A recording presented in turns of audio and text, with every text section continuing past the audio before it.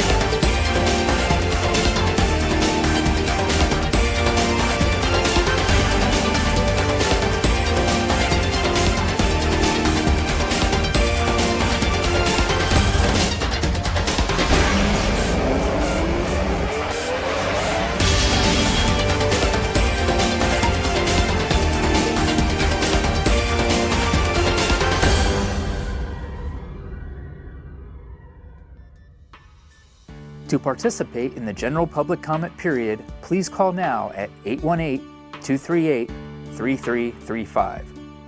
For any scheduled public hearings, please call when prompted to speak if you want the comment to be part of the record. Speaking times will be determined by the total number of public comment cards and callers in the queue at the start of each public comment period.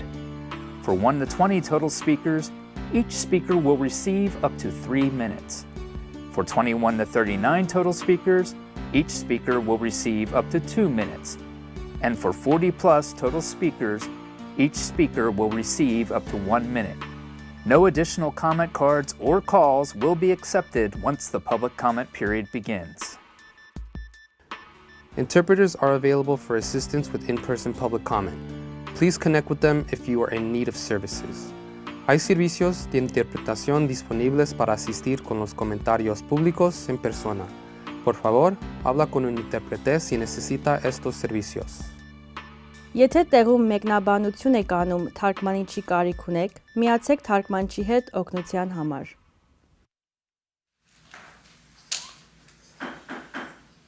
Good evening, and welcome to a joint meeting of the Burbank City Council with the Housing Authority on Tuesday, September 30th, 2025. Please join me for a moment of reflection. This moment is intended to begin our meeting with a positive and collective support for our beloved community. The City Council welcomes everyone joining us this evening. We encourage you to take a moment to reflect on our community and the work we will be doing tonight.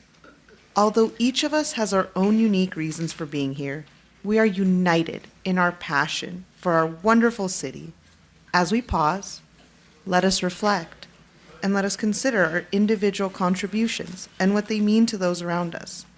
Let us find solace in knowing that by working together with a shared spirit of community and partnership, we will always act responsibly for the betterment of Burbank.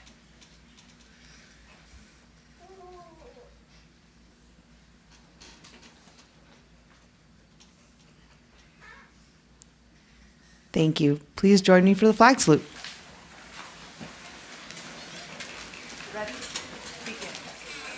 Allegiance to the flag of the United States of America and to the republic for which it stands, one nation, under God, indivisible, with liberty and justice for all. I have to say, that was the most uniform and well-said Pledge of Allegiance we have ever had in here. Thank you all. All right, Madam City Clerk, will you please conduct the roll? Thank you, Madam Mayor. Councilmember Anthony? Present. Councilmember Mullins? Here. Councilmember Rosati? I am here. Vice Mayor Takahashi? Here. And Mayor Perez? Here. Thank you.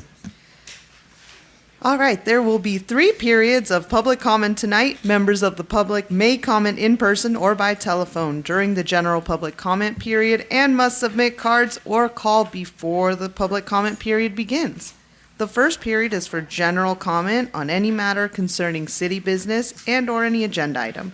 And if you're here in person and wish to speak during the general public comment, you should have submitted a lovely yellow comment card to the wonderful city clerk over here. And if you would like to participate in the general public comment over the phone, you can call us now at 818-238-3335. Callers will be placed in a queue until the general comment period begins, at which time no additional callers will be taken. Additional comment periods will be available following each of our 2 reports to council this evening, and interpreters are available right here in the front. If you need assistance, we have interpreters in Spanish and Armenian. Please see them before the comment period begins. If they do not receive any takers before the comment period, I will let them both go home to enjoy their lovely fall evening. We have 6 announcements this evening. The following are announcements for September 30th, 2025. The Burbank City Clerk's office is accepting applications for 1 vacancy on the Burbank Housing Corporation Board of Directors for a full 2-year term ending October 31st, 2027. The deadline to submit an application is Wednesday, October 1st at 5 p.m. If interested, please apply online at burbankca.gov/BCC application. For more information, please contact the Burbank City Clerk's office at 818-238-5851 or email cityclerks@burbankca.gov.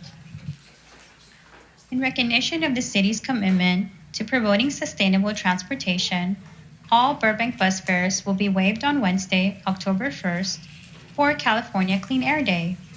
This includes all fixed route and senior and disabled transit services.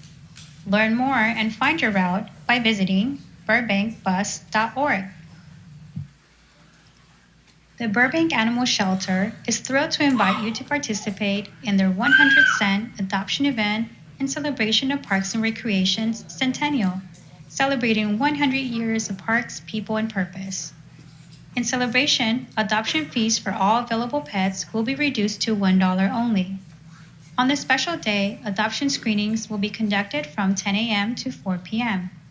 Adopt a pet and meet with vendors providing pet goods and services in our community. Visit the shelter's website at burbankanimalshelter.org to register and see available pets. The Burbank City Clerk's office is accepting applications for 1 vacancy on the Sustainable Burbank Commission for an unexpired term ending July 31st, 2027. The deadline to submit an application is Monday, October 20th at 5 p.m. If interested, please apply online at burbankca.gov/BCC application. The Burbank City Clerk's office is accepting applications for 1 vacancy on the Art and Public Places Committee for an unexpired term ending July 31st, 2028. The deadline to submit an application is Thursday, October 23rd at 5 p.m. If interested, please apply online at burbankca.gov/BCC application. The Burbank City Clerk's office is accepting applications for 1 vacancy on the Infrastructure Oversight Board for an unexpired term ending July 31st, 2027. The deadline to submit an application is Thursday, October 23rd at 5 p.m. If interested, please apply online at burbankca.gov/BCC application. As a reminder, any person appointed to fill the vacancy shall hold office for the remainder of the unexpired term. Persons appointed to serve unexpired terms must complete the term before applying to serve on another board, commission, or committee. For more information, please contact the Burbank City Clerk's office at 818-238-5851 or email cityclerks@burbankca.gov. This concludes the announcements for this evening.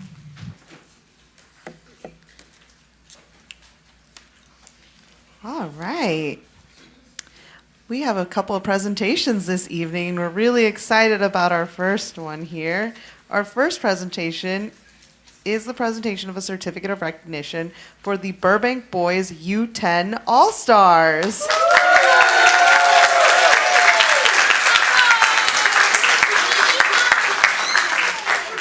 The Burbank Boys U10 All-Stars competed in the AYSO National Tournament in Irvine, which welcomed teams all over the country. And I have to tell you guys, I used to play AYSO soccer. Oh. Where are my defenders at? Where's defense? All right. I feel you guys.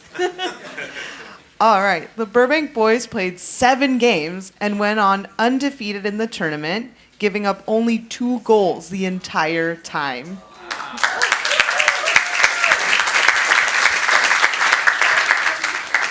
They were led by coach Eli Gurian. The team earned the title of the AYSO National Champions.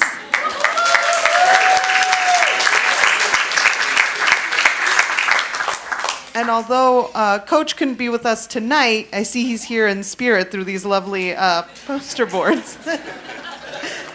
We are really fortunate to have his wife, Mrs. Julie Gurian, who will be accepting a certificate on behalf of Coach Gurian and the team.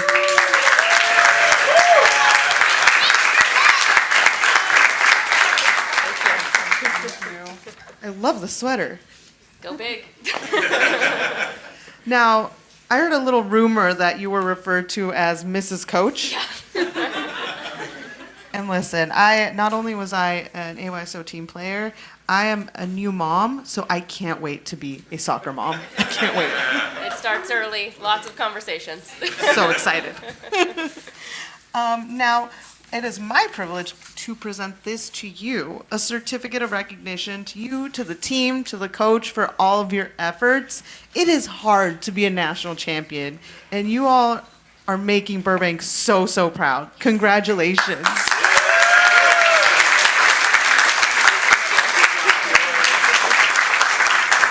And if you'd like to say a few words and maybe bring up the whole team.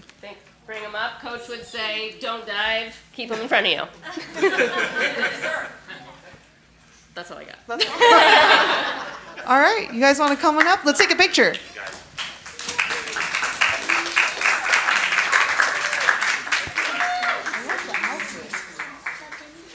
Now, I have to ask, what's the team name? You know the team name? It's the Burbank All-Stars. Burbank All-Stars. Awesome. I love that. Let's take a step to your left. Get closer, pretend like you like each other. Let's scooch a little bit more. Do you want some in front, some in back? 2 rows? I got everyone. Okay. Looking right here. Smile. 1, 2, 3.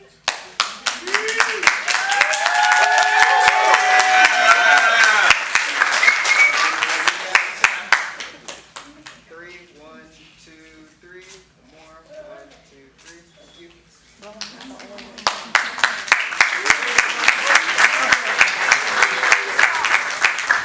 And nice, 6 or 7 goals. There used to be a mercy rule where you couldn't go past that. All right. Well, There was a mercy. there was a mercy rule.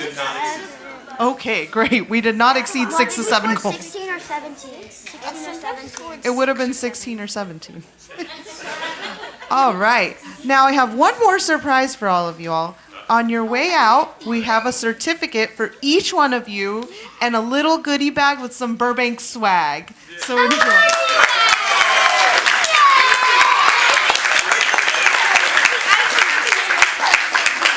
Thank you guys again for everything. Keep winning championships for Burbank. Thank you all.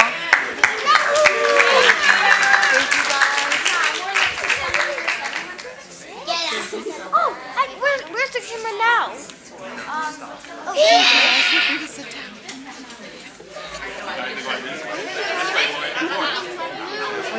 fun, yeah.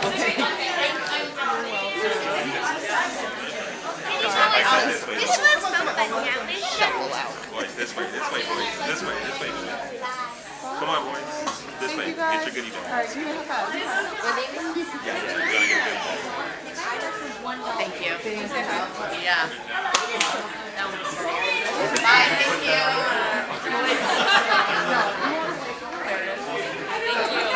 thank you so much.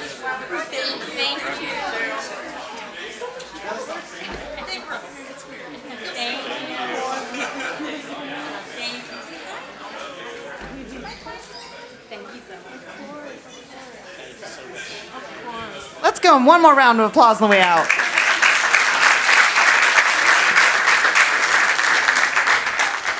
All right. I have to say that's one of the cutest presentations I've ever had. Our next presentation this evening is a presentation of a proclamation declaring October 5th through 11th, 2025 as Fire Prevention Week in the city of Burbank.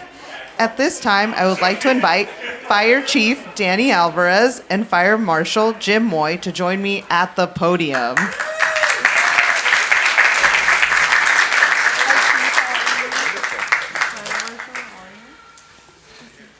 It's good to see you both. And now I know it's hard to top all of that, but fire safety is important. And we're excited to have both our fire chief and our fire marshal here to accept this proclamation, especially given everything that's been happening. I'm really grateful to both of you for keeping our hillside safe. So thank you. Now, without further ado, whereas the city of Burbank is committed to ensuring the safety and security of all those living in and visiting our city, and whereas fire is a serious public safety concern both locally and nationally, and homes are the location where people are at significant risk from fire. And whereas the National Fire Protection Agency recommends purchasing lithium-ion batteries with a safety certification mark such as UL, ETL, or CSA to ensure safety standards. And whereas to always safely charge devices, use the cord that came with the product, follow charging instructions, charge devices on a hard surface, do not overcharge a device, and unplug a device or remove the battery when fully charged. Enjoy the PSA in the middle of that proclamation. And whereas we must recycle lithium-ion batteries responsibly by contacting Burbank Recycle Center for disposing of batteries as household hazardous waste. And whereas residents who have implemented best practices in the home for lithium-ion battery usage are more likely to reduce the occurrence of a fire.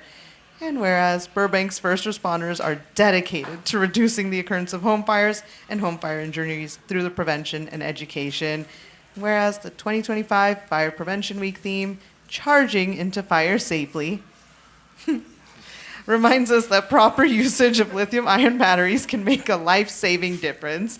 Now, therefore, I, Nikki Perez, Mayor of the City of Burbank, do hereby proclaim October 5th through 11th, 2025 as Fire Prevention Week in Burbank. And I urge our community to review the proper usage information, proper charging procedures that you all just heard, and proper disposal guidelines for all lithium-ion batteries during this prevention week, and support the many public safety activities and efforts of our amazing Burbank Fire and Emergency Services. Thank you.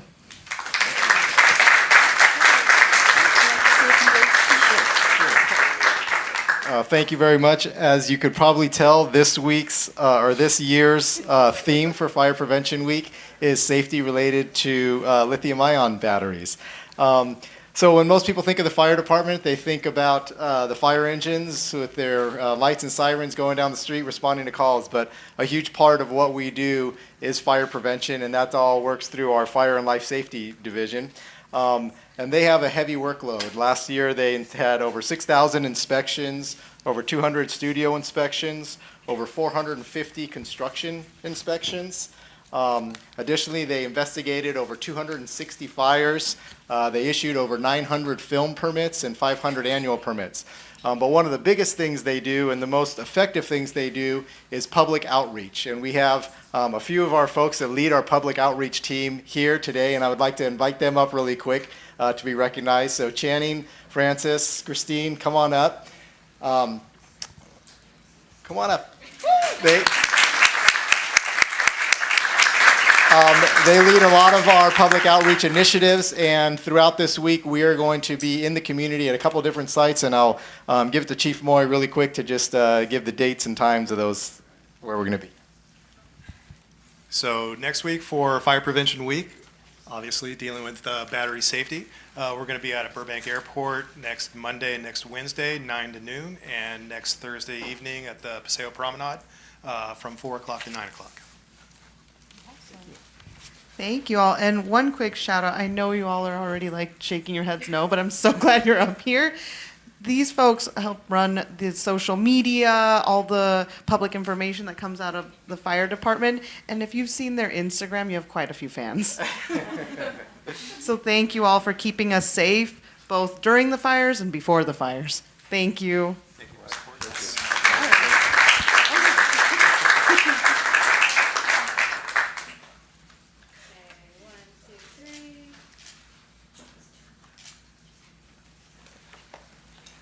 Thank you all. One more applause for these guys.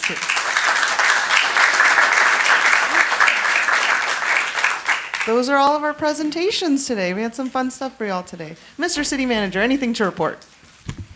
Yes, thank you, Madam Mayor. I actually have 3 items tonight. So to start, I'd like to introduce our new Interim Public Works Director, Damian Skinner, and he's going to talk a little bit about himself and introduce himself to the council. Good evening, Honorable Mayor and members of the City Council. My name is Damian Skinner. I'm the Interim Public Works Director. A little bit about myself. I'll start with my education. I have a bachelor's in biology and an MBA with a finance emphasis. A little interesting tidbit, while I was working on my undergrad, I was really into the environment. And I got a recycling internship with the city. And that kick-started my public works career. So over the 20 some odd years that I've been in the field, I've managed many functions in public works, and even some that are in other departments, such as sustainability and transportation. So I'll be brief. So I'll just end by saying that I'm really excited about this opportunity, and I will work hard while I'm at the helm. And I'd like to thank Justin and Courtney for the opportunity. Thank you.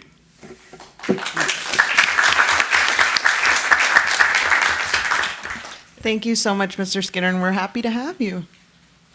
And Damian's been working with us for a little over a year already as Assistant Public Works Director, so he's got a solid reputation. The next item, I'd like to introduce our plan check engineer, Taj Graham, to provide an update on our project docs permitting system. Welcome, Mr. Graham.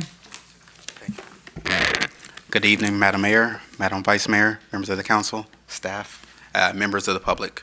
My name is Taj Graham, Plan Check Engineer with Building and Safety. This evening, Community Development Department, in collaboration with our IT department and Evolve Software, are excited to announce a significant upgrade to our online review portal, Project Docs. The upgrade is designed to enhance the efficiency, accuracy, and transparency of how plans are reviewed, submitted, tracked, and approved. Key improvements include a more user-friendly interface, which makes it easier to access files, search for projects, track review status, and enter or respond to plan check comments. Embedded training videos are available for all tasks for all users, letting the public as well as staff members know exactly what to do at any given stage. Applicants will be able to view their CDD plan check fees when they have a task, so there's enhanced transparency as far as costs. Integration with softwares like Bluebeam and Microsoft Excel, improved communication and documentation related to plan check reviews, and overall code compliance. Also, improved integrations with our existing permitting software, ePals, will significantly reduce staff processing time for data entry. Pre-screen of construction documents are now handled concurrently between Building Division and Planning Division. And as a result of these improved workflows and system integrations, we anticipate an overall reduction in plan approval time by 2 to 5 business days. We went live 2 weeks ago. To assist the general public with the transition and getting used to the new software, Building and Safety staff held live meetings via Zoom all day from 8 to 3:30 during counter hours. And users from the public, from the staff, can log in and get hands-on help from building permit staff as well as the plan check staff. We had a few members from the public participate, and we were able to resolve all their issues very quickly. In conclusion, as we continue to modernize our systems, this upgrade marks a critical milestone in improving service delivery to the community and is a meaningful step forward in streamlining the city's plan review process. We look forward to hearing from your feedback as we roll out these enhancements. Thank you for your time. If you have any questions, I'm here. Thank you so much for the update. That's exciting. Does anybody have any brief questions? No.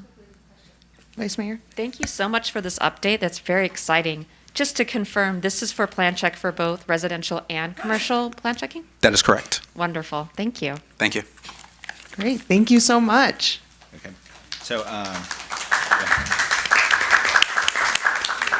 so improving the permitting process, I know is an important priority for council, so we wanted to point out that improvement, that we are making strides with respect to our permit process. And the last item I had is actually the city clerk has a special announcement marking a certain anniversary with respect to our passports. So I'll turn it over to her. Thank you, City Manager Hess. The Burbank City Clerk's Office is pleased to announce that we are celebrating our 10th year as a passport acceptance facility. In celebration of the anniversary, for one day only, on Friday, October 10th, 2025, each new passport applicant will receive a free passport cover for their passport book. They're really nice, too. They're available in 5 colors while they last. To schedule an appointment, please visit www.burbankca.gov/passport or call the City Clerk's Office at 818-238-5851. Thank you. So 10th anniversary, so I do want to give Councilmember Mullins some credit there for starting us out, and City Clerk Clark to continue Absolutely that service for the community, which has been downstairs in her office is always busy with passport candidates. So we appreciate that. Thank you, Mr. City Manager and Madam City Clerk. I feel 10 years older now that I'm sitting. I can't believe it started in 2015. Oh my God. Thank you. Great job. You want me to make you feel even older? I remember those days. I was an intern. Yes, let that be on the record. The Madam Mayor was an intern in the City Clerk's office. We're just more days younger. That's yes, what we are. True. Thank you. Thank you all so much. What a milestone. And thank you, Councilor Mullins, for spearheading that program. And Madam City Clerk for keeping going. All right. Anything else to report, Mr. City Manager? No, that's all I have for tonight. Thank you so much. All right. Great. Ms. Chief Assistant City Attorney, will you please report on closed session? Thank you, Madam Mayor, Vice Mayor, members of the council, and the public. The council met tonight in closed session on 3 matters. One was existing litigation pursuant to Government Code Section 546.9D1 in the case of Yulia Skripka versus Andrew Ohanian, a personal injury matter. The second was a conference with the city's real property negotiator, in that instance Simone McFarland, Assistant Community Development Director, pursuant to Government Code Section 54956.8 on the lease at 2244 North Buena Vista Street with Home Again Los Angeles. And the third item was another conference with real property negotiator Marissa Garcia, the Parks and Recreation Director, pursuant to Government Code 54956.8 on the Burbank Center stage with the Colony Theater and Ani, the Burbank Town Center, as to the terms of the sublease and master lease modification. Thank you. Thank you so much. All right. Now is the time for joint general public comment. I will be calling out the speaker's name as well as the person who is next in line to speak. In order to keep public comment moving in a timely fashion, we have a designated seat right here up front for the speakers who are next up to the podium. A timer is available on the podium, and this is also the last call. As you saw the last card being shuffled to me, this is the last call for speakers. And the last call for interpreters so that I can release them this evening. There's no need for interpretation services. Thank you both so much. You are free to go home. Thank you. Persons may choose to use the first period of public comment to address an agendized report, but will not be able to speak on that item later on in the agenda. Please state your name for the record. And the general public comment period is now beginning. And correct me if I mispronounce your name. No additional cards or calls will be accepted. Madam City Clerk, how many total speakers do we have? 14 in person and 4 on the phone. 14. I have 15 cards here. Or I have up to number 15. Assistant City Clerk says 13. I say 14. You say 15. Let's see. I have 1 through 12, and then I have a 15. Is that supposed to be 13? Let's make it 13 then. Great. So 13 in person, and how many on the phone? 17. So everybody gets 3 minutes. All right. Let us start with Mr. Ron Bax, followed by Monica Moy. Welcome, Mr. Bax. You have 3 minutes.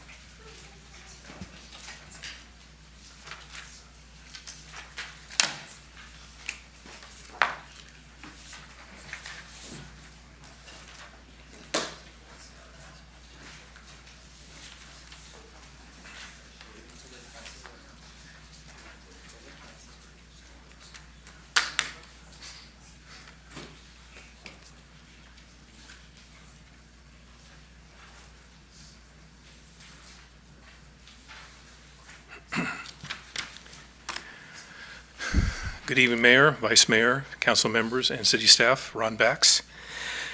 During a recent City Council meeting, a representative of the Burbank Tenant Union mentioned the Burbank Fair Housing PAC, insinuating clandestine motives. Such accusations of impropriety are baseless and must be firmly refuted. To clarify, I have never engaged in attacks, misinformation, or disinformation against opposing viewpoints. My presentations have consistently focused on presenting facts grounded in reason and logic. I am the primary and founding donor of the Burbank Fair Housing PAC, being the person who has contributed more than $16,000. In fact, to date, it's $21,980.20. I have no second thoughts in deploying my life savings to safeguard my financial security. However, I am not thrilled by the need for this expenditure to counter highway robbery. Who among us would not protect 6 decades of hard-earned assets from those seeking to plunder them, thereby jeopardizing the well-being of my wife, myself, and our descendants? This duty is as paramount as ensuring the well-being of one's children. The PAC is supported by a small group, some invested more than I, some less, time and effort and revenue in the creation of their financial security, but share the same resolve to protect it. Regarding the aspersions of donors residing outside Burbank, an investigation would likely reveal that nearly all, if not all, donors have direct interests in the city or family ties to it, not political parties, political organizations, activist groups, or mega donors, as some of your FPCC Form 460s reveal. Their place of residence should be irrelevant. When a business requests city services, fire, police, water, power, or waste management, is the caller interrogated about their address? As the City Council prepares to deliberate the rent registry cap, the rent control caps and rent registry ordinances, I urge you to substantiate your decision with clear evidence. Your fairness, objectivity, and logical thinking will be scrutinized, and the consequences of your actions will resonate throughout your political career. Next year will be the first referendum. My word of caution is because if you decide one way or the other, you are taking sides. If I was on the dais, I would vote to not get involved. The housing, no time left. Thank you.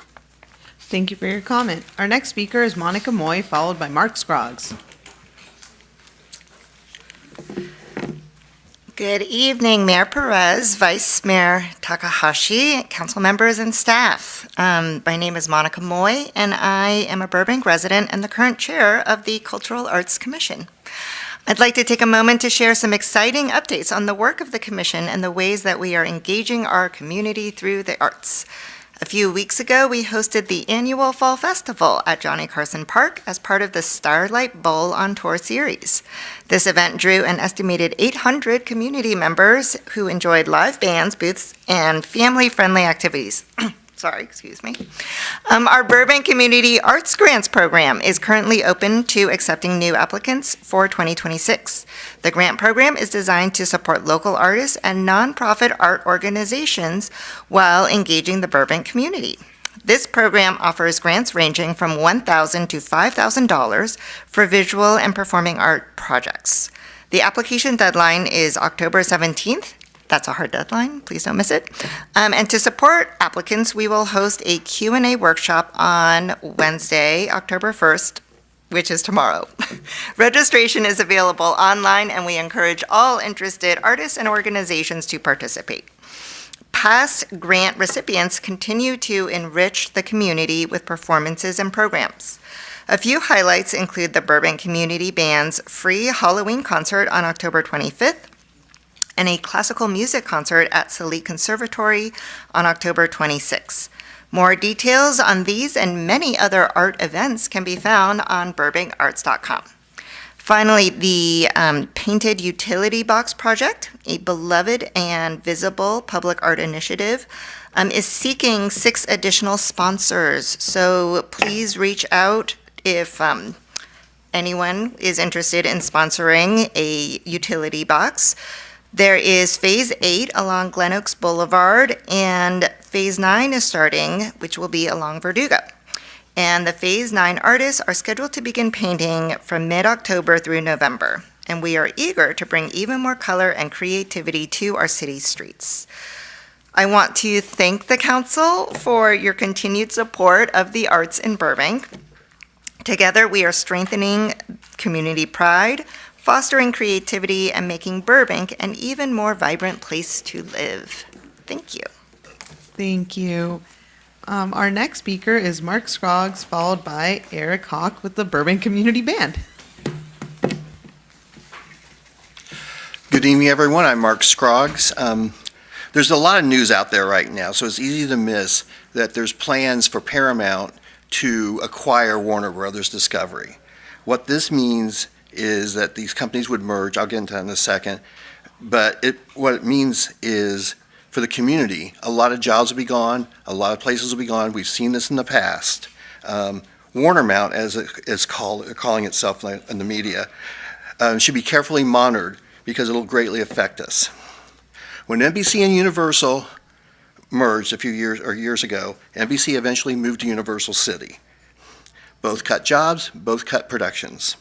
When Disney acquired 20th, a lot of people and a lot of productions were cut back. It took more time because of the pandemic and the strikes, but eventually all the Fox people are here. That lot's pretty much a shell of itself now. These cutbacks could cut out the gains that we've made, like with the incentives. There's a lot of projects starting, like Young Frankenstein that's starting here next week, that are tax incentive based, and could cut back on a lot of that stuff. There's also, like we've talked about before, a neighborhood effect where other businesses are lost, support services are gone, and we've been down this road a few times lately. We don't need to go down it again. With this, and I've been on a couple of Zooms and different meetings about it, antitrust is pretty much thrown out the window with this administration. To paraphrase the Instagram post producer Patrick, if you slip the doorman some cash, you get in. That's what it looks like will probably happen. When we were at the task force thing last week, the Paramount and the Warner Brothers people pretty much sounded like it's a fait accompli. I've talked to a few people, they all feel like that too. So we need to reach out to our state reps, Rob Bonta, the people in New York, my friends in New York are reaching out to their people to investigate it, to stop it, to try to make something happen. They recommended town halls with people just to discuss the problems with it all. Also, I think with the city council and with everybody here should be reaching out and just saying, and make sure we investigate this. Because we've been down this road again, like I said, and if we sit on our hands, it's gonna be like in about 2 years, like, oh, this is really bad, what can we do? We need to stop it now. So please email the representatives, please email the attorney generals in their offices, and like I know I have, I'm waiting to hear back. I know the town agents have too, we haven't heard back yet, because this has really happened the last week or so. So that's what I wanted to put out for tonight. Thanks a lot. Thank you for your comment. Our next speaker is Eric Hawk with the Burbank Community Band, followed by Andres Garcia. Right. Hey, and good evening to the wonderful members of the Burbank City Council, the terrific city staff, and other wonderful people who've taken time out of their evening to participate in this evening's meeting. My name, for the record, is Eric Hawk. I'm the current president of the Board of Directors of the Burbank Community Band. Two quick things I wanted to speak about this evening. First, the band is rehearsing for its first show of the 2025-2026 season. Our show of Ghosts and Monsters will be our third annual Halloween show. It's going to be taking place on Saturday, October the 25th at First Christian Church of Burbank at the corner of 5th Street and Angelino. We're going to have some terrific pieces from stage and screen, including music from Wicked, as well as The Nightmare Before Christmas. We have this wonderful piece that's inspired by Mary Shelley's Frankenstein, as well as a neat little piece that'll make you feel you're riding on a doom buggy in the Disneyland's Haunted Mansion as well there. The concert is also going to feature our annual costume contest for children and adults. So it's always a wonderful thing to see the community come out and participate in that as well. Once again, that's Saturday, October the 25th at 5 p.m. at First Christian Church of Burbank at the corner of 5th Street and Angelino at 5 o'clock on Saturday the 25th. The second thing I wanted to announce was if you all get a copy of this wonderful flyer, and at the bottom is a cute little QR code, which is going to take you to a new website that we launched a few weeks ago. We're very proud of. It's a very, very cool thing. We basically redesigned our burbank-band.org website, and it looks very neat, very, very cool.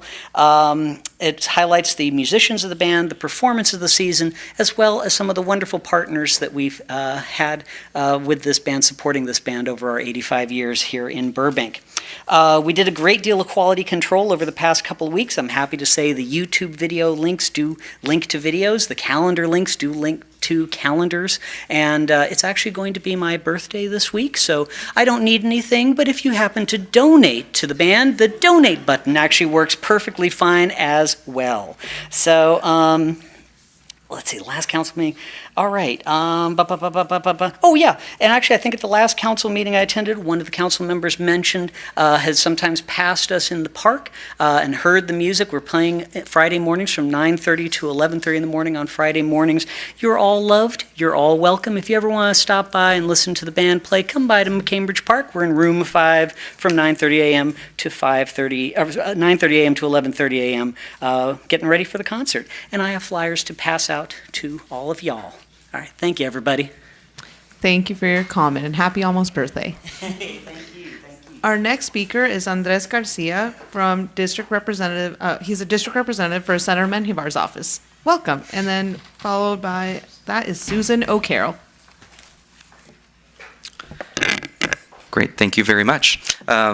As the mayor said, my name is Andres Garcia. I'm with State Senator Caroline Menjivar's office. Good to see everyone. Mayor, I hope you've been spending lots of time with your family and been recovering well. Congratulations again. Although I've met just about everyone here on the City Council at ribbon cuttings and different events the past couple of months, just wanted to provide formal introductions here in the City Council chambers. As many have heard, my colleague Jim retired just about a month ago, so I've been kind of getting familiar with Burbank and been meeting so many great people, so it's been a great past month or two. So I'll be covering Burbank in our office moving forward. If any of our shared constituents in Burbank ever need assistance with any state agencies, EDD, DMV, Caltrans, Medi-Cal, please feel free to reach out to our office. I'm always happy to assist. Happy to give anyone my card. I'll be your contact moving forward, and I'm always happy to help with the best of my abilities. So thank you so much. Thank you for your comment, and welcome to Repping Burbank. Our next speaker is Susan O'Carroll, followed by Elizabeth Bax.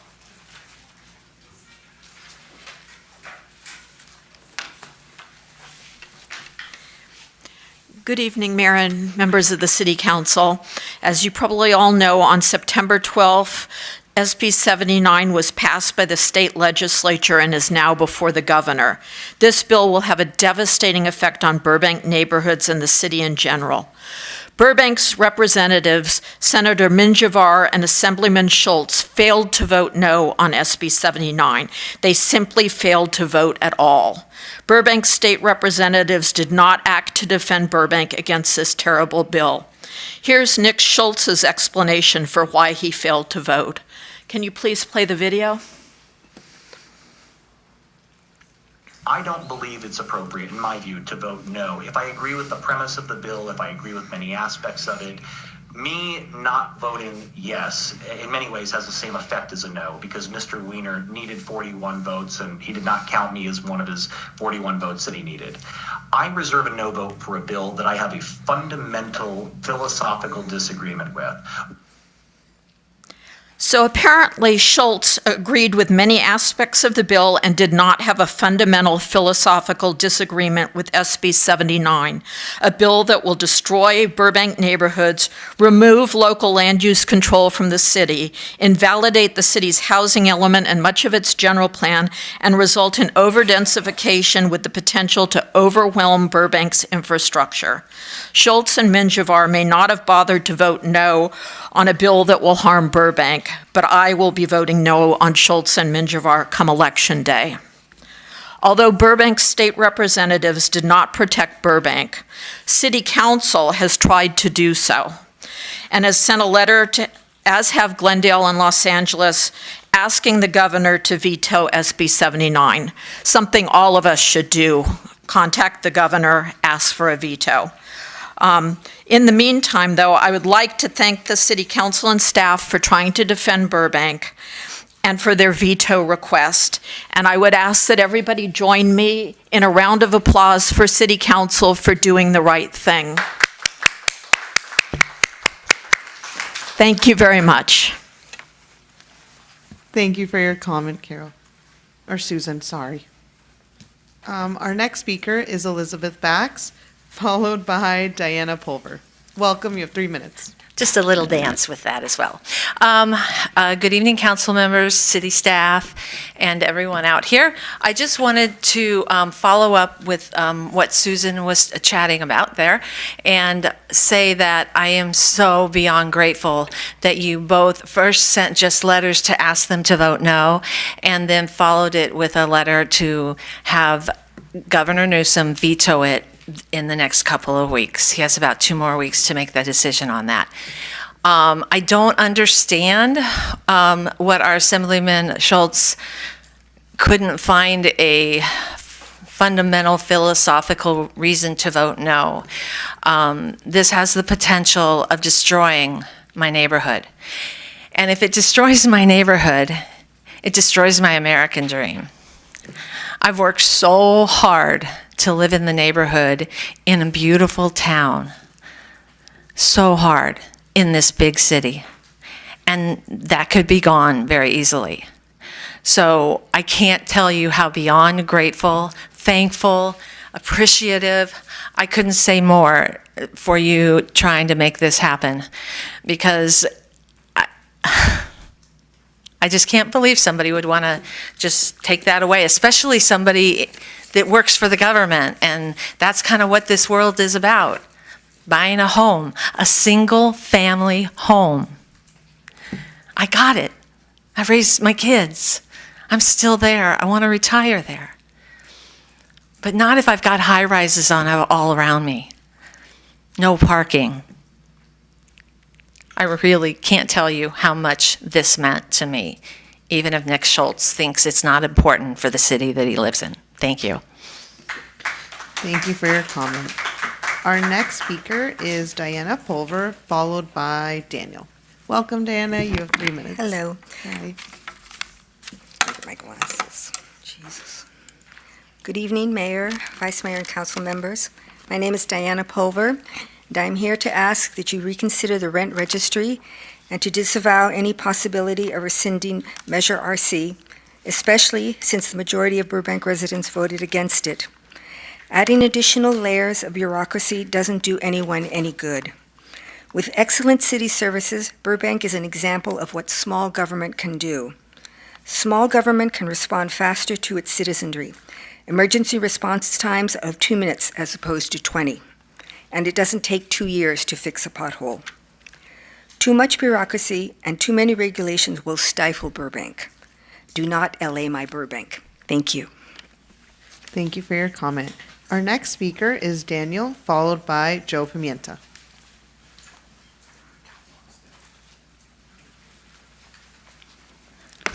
Good evening, City Council, City staff, and fellow Burbank residents. I wasn't planning on talking about Burbank Fair Housing Pack, but I'm glad the gentleman clarified that he didn't donate $16,000, he donated $22,000, and as he described it, it's a small group.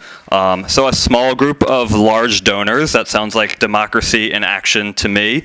But what I really want to talk about is some of the tenant protections coming up on October 28th. Among those, closing the rent eviction loophole and universal just cause. These are items that have been brought up to council and staff before, and there's been some confusion maybe or concern that maybe they're not legally viable. So I emailed staff. I also provided a printout today, kind of talking about some of the other cities around us that have passed. They've closed the rent eviction loophole, like LA City just did very recently, as well as universal just cause. So these are becoming more and more common protections around Burbank. But I also wanted to talk about, with universal just cause, if it were to pass, there is a gaping loophole in it. Landlords would need a reason to evict, a just cause reason, and if they didn't have it, and a tenant was renting from like a house or a condo, the landlord is still free to raise rent an unlimited amount. So if they didn't have a just cause to evict the tenant, but they wanted the tenant out, they could say raise rent from maybe $5,000 to $20,000, which would effectively force them into self-eviction. So what a lot of these cities do that pass universal just cause is they also pass something alongside it called relocation assistance for economic displacement. And what this does, it doesn't regulate rent, it just regulates self-evictions or constructive evictions in cases where they're causing economic displacement. The landlord is on the hook for the relocation costs for the tenants to prevent situations where they raise rent an unfair amount. So I hope that on October 28th, when we talk about some of these protections, alongside having the knowledge that these are now widespread and common across California, but that if we were to proceed with these protections, that we proceed in a way that really fully protects tenants. Thank you. Thank you for your comment. Our next speaker is Joe Pimienta, followed by Jackie Waltman.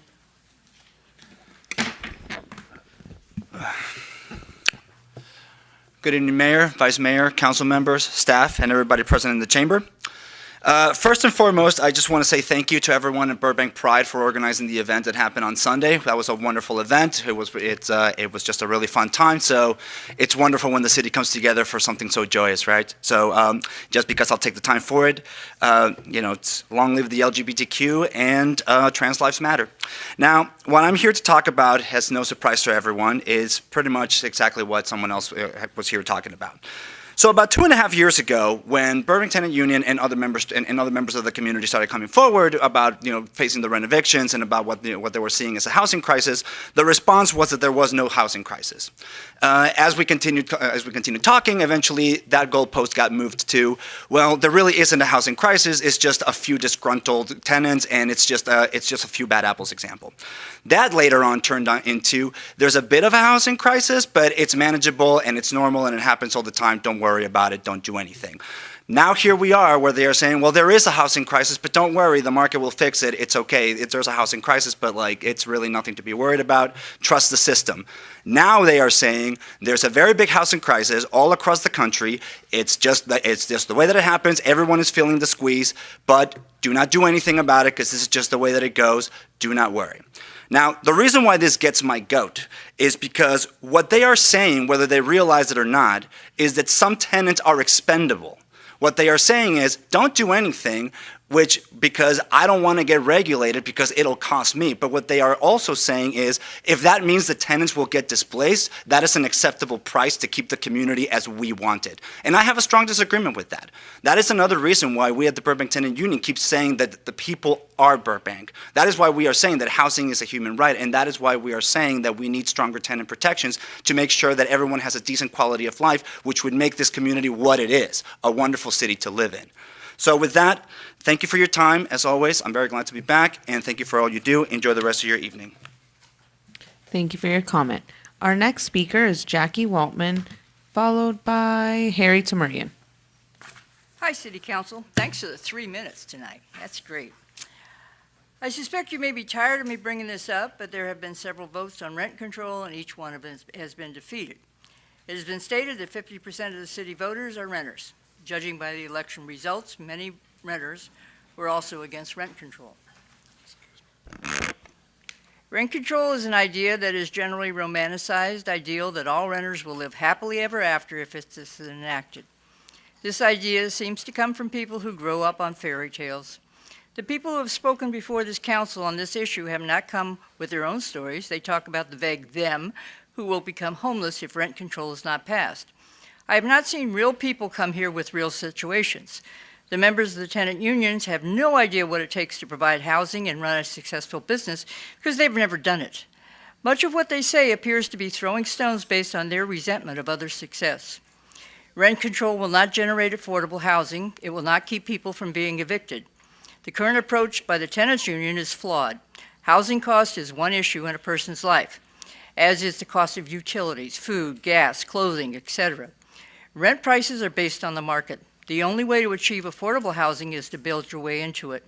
Landlords are bound by the state law regarding increases, and that law is more appropriate as it takes into consideration the increased cost of providing housing. The shotgun approach proposed by the tenants union will impact people struggling and people making six-figure salaries and will decrease the available housing in Burbank over time. I propose that a better way would be a more targeted approach where the city provides time-limited direct subsidies to those renters who are struggling to stay in their units.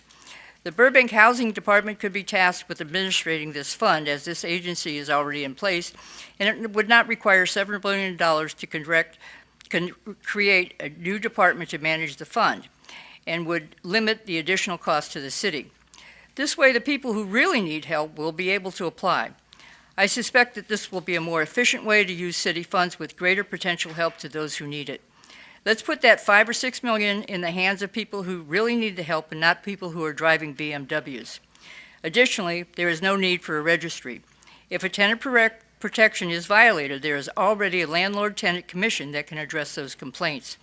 And once again, remember, the voters voted against rent control. Thank you for your comment. Our next speaker is Harry Tamurian, followed by David Donahue.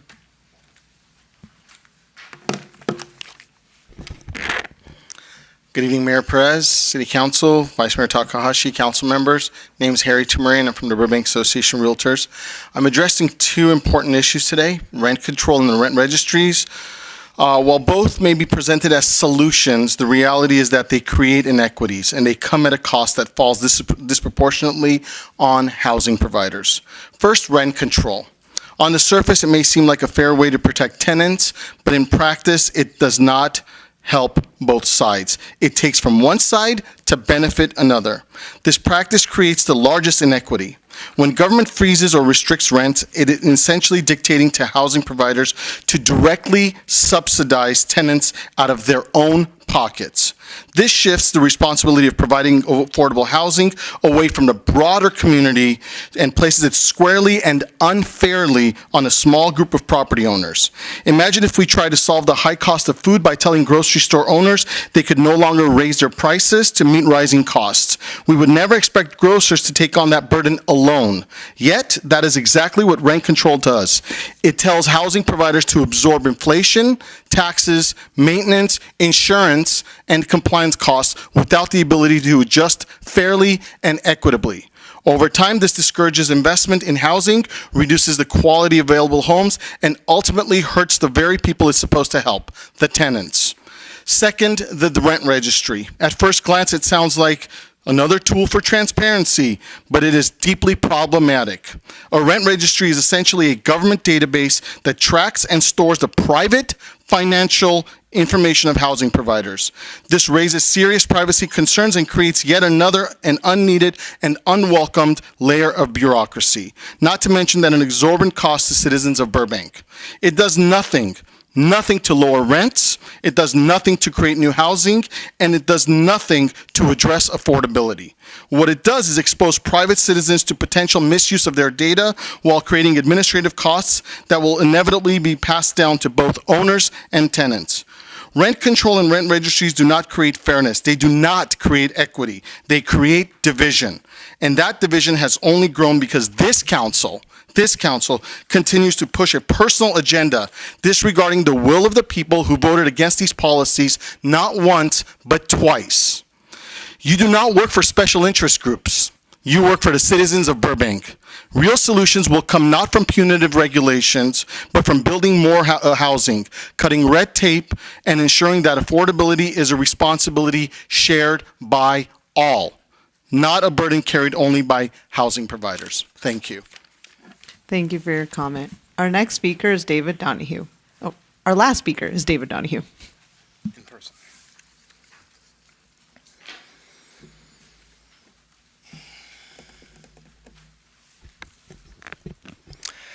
Good evening, Mayor, Council members. My name is David Donahue, and I'm the president of Burbank Fair Housing. I'm here tonight because of our Fifth Amendment rights. Protections of the U.S. Constitution that prevent government from seizing private property without due process or just compensation are under attack. We are watching groups right here in our region, like the one co-founded by Councilmember Anthony in the Burbank Tenants Union, openly working to strip housing providers of their rights. In Pasadena, I recently had a conversation with a person who leads a pack there, fighting what many call the worst rent control in the state. They are up against organizers connected to the Jacobin magazine, an ultra-leftist organization whose own website quotes activists saying, our eventual goal is to convert that housing into public housing. This is not rent stabilization. This is taking private property and putting it into the government hands, a direct assault on the Fifth Amendment. But what is even more troubling is the violent rhetoric that I found on that website. They promote on the Jacobin store, they sell this poster. This is a poster of a guillotine. A guillotine, for you that don't know, was used in the French Revolution to murder and kill elitists, over 16,000 of them. This is on the shop page of this Jacobin website. This is not clever branding. It is a symbol of terror, coercion, tied to radical goals. And this language is not staying online. People who have stood where I am standing right now, who have run for office, been appointed to boards or commissions, are calling their political opponents Nazis and fascists. This is not World War II. No one is being gassed, but making associations with Nazism and fascism is a direct correlation to World War II atrocities, one of the worst in American history, world history. But the rhetoric itself is dangerous. It pushes individuals to act, and we have seen it. Charlie Kirk's assassin called the attack, fascist catch, was on the bullet casing. The recent ICE center, which was sprayed with gunfire, where people died, that ammunition said anti-ICE on the casings. And recently, Councilmember Anthony published on his Instagram page a convicted murderer of a police officer in New York who escaped prison and fled to Cuba. This is right in front of us. Across the country, people are being whipped up and inspired to assassinate, kill, and commit other violence acts.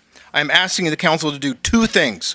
Reject this rhetoric, show that Burbank will not tolerate the glorification of violence, and two, request a public report from the Burbank Police Department. Ask the chief directly, is any of this happening? Thank you. Thank you for your comment. Madam City Clerk, how many callers do we have left on the phones? We have 4. All right, let's pass them along. Our first caller is Earl Masters. Hi, Earl. You're on the City Council. You have 3 minutes. Hi there. Thank you so much, Mayor, Vice Mayor, honorable City Council members. I appreciate the time for you all to take my call today. And apologies under the circumstances that I can't be there today, and apologies also under the circumstances for calling in regards to my absence record for the Burbank Water and Power Board for this past year. I know that I've reached out to all of you in regards to my extenuating personal and professional circumstances that led to this last year for my absence falling below the required minimum for the year. And again, I do apologize for that. I do truly believe that this year, as I've stated to all of you, that this will be a turnaround and, everything would be back onto the normal track as it has been for the past 3 years that I have been on the board, and would really hope that all of you would take that into consideration. And I do have truly loved being on the Burbank Water and Power Board and would love to continue to be a part of it for this year going forward, and hope that all of you take that into consideration in your vote tonight. And thank you all so much for listening to me for today. Thank you for your comment.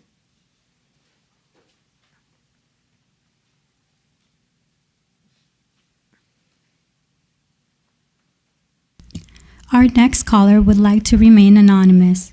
Hi, you're on with the Burbank City Council. Good evening, Madam Mayor, and all council members and public. I love this city very much. However, I am very much appalled as to how I have had to live with very disrespectful neighbors that live directly above me. Since I have lived here, every morning from 6:15 a.m. to 9 a.m., they always are stomping. It sounds like they're marching, slamming doors, slamming whatever they can. Lots and lots of loud banging I have had to hear. There are rules here that we all sign when we move in, but however, they are not abiding by the one rule that states we all have to be quiet from 10 p.m. to 8 a.m. This, however, they have never abided by. Management does not take a strong measure to do much for me to help me out and live better here. Also, my phone line has had many issues, and every time I have tried to use my phone, neighbors above, as always, doesn't matter when I use the phone, come running to where I am sitting because I can hear their footsteps. They stay throughout my whole calls. Then when I say goodbye to someone, they leave. Again, Spectrum won't do anything about this as they claim they cannot.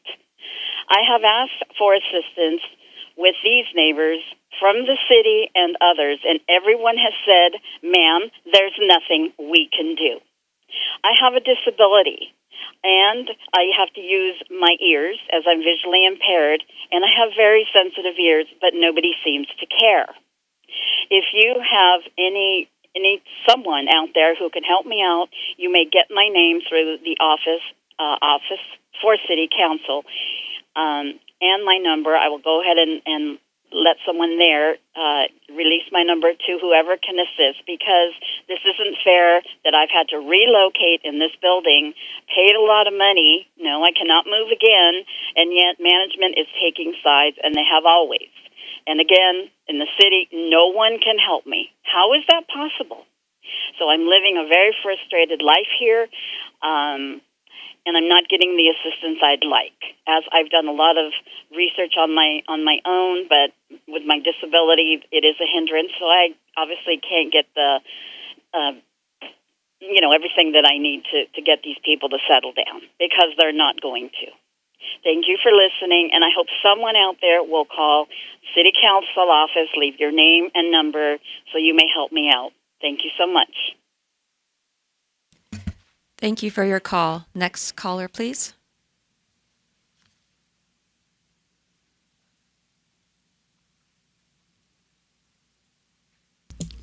Our next caller is Graham Matthews. Good evening, Madam Mayor and Madam Vice Mayor and City Council. I am a property owner in Burbank. I wanted to just mention that I have worked my whole career in Burbank. I've been 44 years paying taxes into the city, and I've only bought property in Burbank. I've never wanted to buy anything outside of Burbank because Burbank previous councils have always been very pro-private property ownership. But I have to tell you today, as a small property owner of a few units in Burbank, it's a scary time to be a property owner. Just got notified about a month ago that my insurance is not going to be renewed. The insurance provider said they're no longer going to provide insurance for anything over 2 units.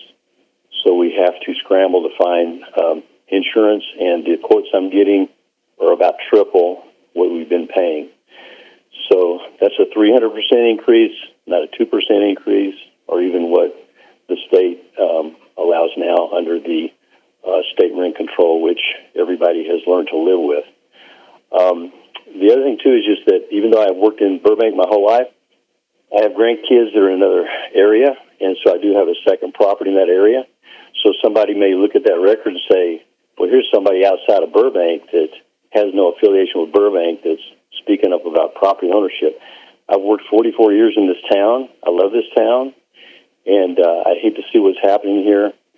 So in conclusion, I just want to encourage someone on the council to pivot this thing to not have rent registry and not have further rent control in the city of Burbank. It's going to be a very terrible thing. I know I, for one, will be looking how this thing goes down in a few weeks and deciding whether I'm going to still continue to provide housing. I've always tried to be a good housing provider to every tenant that I've had and had great relationships with them. Thank you for letting me talk. Thank you for your call. Next caller, please. The last caller is Laura Ianu. Welcome, Ms. Yanyun. You have 3 minutes. Good evening, Mayor, City Council members, and staff. Also, congratulations, Mayor, on your baby girl. I'm calling on a good note, ending these public comments. I am a member of the Burbank Sister Cities Committee. I am in charge of fundraising. My son had traveled to Oda, Japan in 2023, and 2024 he went to Incheon, Korea. This past September, one of the families that hosted my son in Oda, Japan, was here visiting their son who is attending school here. It was Mr. Nori and Emmy Tarada. And so they stayed with us at our home for 4 days. They wanted to see Burbank because they are also part of their Sister Cities Committee. The Taradas have hosted over 20 Burbank students in the past 10 years. So it was very exciting for me to take them to our meeting the first Monday that they were here. These other students didn't know they were here, and to see their faces when they saw them, they were so ecstatic and happy to see them, and obviously had a wonderful time being with them. I took them the first day for a visit and drove them all over Burbank. We went to the portal of the Folded Wing. I showed them the new terminal at the airport, took them to Castaways for great views and pictures, took them to the iconic palm trees of Bel Air. We went to City Hall, the Equestrian Center, both Disney and Warner Brothers Studios. But while I was at City Hall, I asked if any of the council members were in the office that day, and nobody was. I spoke to Sandy, the executive assistant, and she was very nice to say, I'll call you back. I'll see if I can get somebody to give you a private tour. Would you like that? They were like, yes, that would be awesome. So on 9/11, Constantine Anthony was able to give us a private tour of City Hall, and I learned a lot of things that I didn't know about Burbank, which was wonderful. So I want to thank you, Mr. Anthony, for your gracious time, and that was one of the hits of their tour here in Burbank. The next day, I took them to Crystal Cove State Park and was able to show them the information because there was a lot of Japanese farmers down there prior to the internment camps. And then we also did a day in Hollywood and the farmers market. Their highlight of the trip was going to see the Hollywood sign up by the reservoir. So anyway, I was just calling to say thank you to the city, to the staff, and to Mr. Anthony for showing them a wonderful time. They are going to report back to their mayor in Oda. So again, thank you, and I hope you have a great night. Thank you for your call, and it sounds like you're a wonderful host. Thank you. All right, that is our last caller. That was our last caller. Great. Thank you. That concludes our general public comment. Now is the time for a brief response from the city council, the city manager, and/or the chief assistant city attorney. Mr. City Manager? Thank you. I just had one follow-up. The caller that was seeking assistance for noise, we will have our community assistance coordinator follow up. I'm not sure of the circumstances or who she's talked to, so we'll follow up first thing tomorrow and see if we could provide any help. Thank you. Any other? Nothing from me, thank you. Great, thank you. Who would like to begin from council? Not all at once. Councilor Anthony. Thank you. Apparently I was a hit with the Sister City host and their family. I just took them around. This is what was impressed them, so, you know. Yeah, thank you all for coming down. Congratulations to the soccer team for winning. Just a PSA to all the families out there. 6-7 is a meme with these kids. If you want them to stop doing it, I recommend you just, say the phrase 6-7, 6-7 over and over again, combo it with this action, and you will achieve what we call boomer cringe, and they'll never do it again. So that's a little helpful tip to all the parents out there. Thank you to everybody coming down, talking about some future agenda items, which we have scheduled, I believe, in October. We'll get to those issues. I do want to address something Mr. Donahue said. I agree with you. I think the rhetoric has gotten elevated, not just here, but around the country. The individual that I posted, I actually posted that for a reason. This person was convicted of a crime and then fled. Years later, eyewitness testimony, physical evidence, clearly show that the person was not convicted correctly. This person could easily have become a poster child for violent rhetoric. And in fact, she took the time and the energy for decades afterwards to do the opposite, to push for nonviolence and peaceful activism. And that's one of the reasons why I posted it. To see that somebody could have fallen down that path and instead took a different path. And I think we're at that moment here, not just in Burbank, but in this country, where we have a divergence and we can take the correct path. So for all of us out there, we can choose our words carefully. We can choose what we do and how we say it. And that's up to every single one of us, not just the elected officials, but the folks out there Councilmember when you're Anthony, advocating. brief response. Thank you. I'm done. I appreciate that. Oh, I like that she pulls the curtain instead of me. That's great.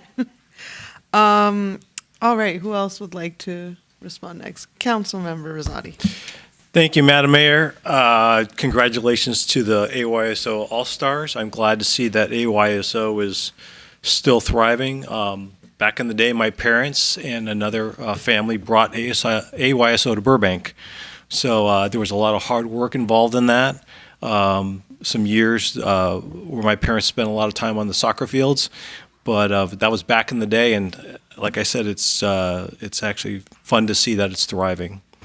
Mr. Eric Hawk, I always appreciate whenever I walk by the park hearing your band, and thank you for giving us the concert lineup.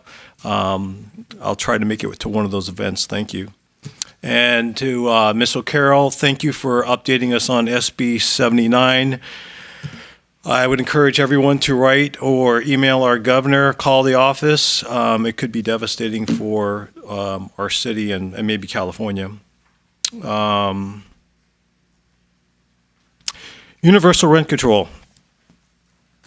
It's a fancier way of saying you can't have your house back. You can't give your house to your daughter when she gets married. You can work your ass off for your entire life and go on a vacation with your wife for 9 months, and you cannot move back into your house. I believe the assistant city attorney is saying that there's something on the agenda that might not be the right It'll be on for October 28th. I understand. I'm responding to public comment. Briefly, please. Yeah, that's my brief comment. You can't have your house back. That's the fancy way of universal just cause. So,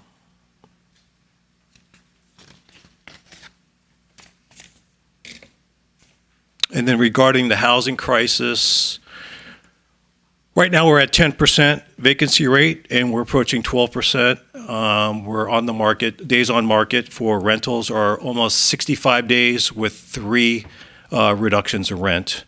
If you're looking to purchase a house, you're on the market for 100 days with 2 price reductions. So you may want to just check your facts.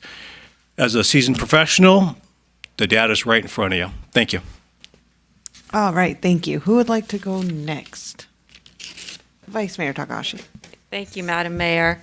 Thank you all tonight for coming tonight to speak, those of you who spoke and those on the phone. Thanks to those who emailed and the many meetings we've had. I think it's been 3 weeks since we've had a council meeting, so many meetings have been had since then. So appreciate the reaching out. Also, congratulations to the AYSO kids. As the mayor said, I think that was the most, I don't know what to describe it like. That was like most in sync flag salute we have ever had. Yeah, coordinated. I'm gonna bring them to lead it Yeah, soon. flag salute. Yeah, absolutely. I was also an AYSO kid myself. I was also defender, right or left? I'm usually right. I don't know. And Left, we could form a team. and we had our kids to AYSO too. So it's a great organization. And like Councilmember Rosati said, I'm glad it's to hear that's still going strong. And congrats to the team for winning. And then several folks spoke about housing. So as was mentioned, that will be discussed on October 8th. Thank you for coming and speaking on that. October 28th. Excuse me, 28th. Madam Mayor. I meant Or to say Vice 28th. Mayor. Thank you, 28th. And let's see, Ms. Moy and Mr. Hawk, thank you for coming to speak about the arts events in the city. It's great to hear an update about what the Cultural Arts Commission is doing and what the community band is doing. Please keep coming back to let us know what's going on in the community. We love to hear it. And then lastly, Ms. Jungian on the phone. I was actually slated to do that tour, Councilmember Anthony, and unfortunately I couldn't make it. So thank you so much for stepping in. I'm bummed I missed it, but it sounds like it was an awesome tour.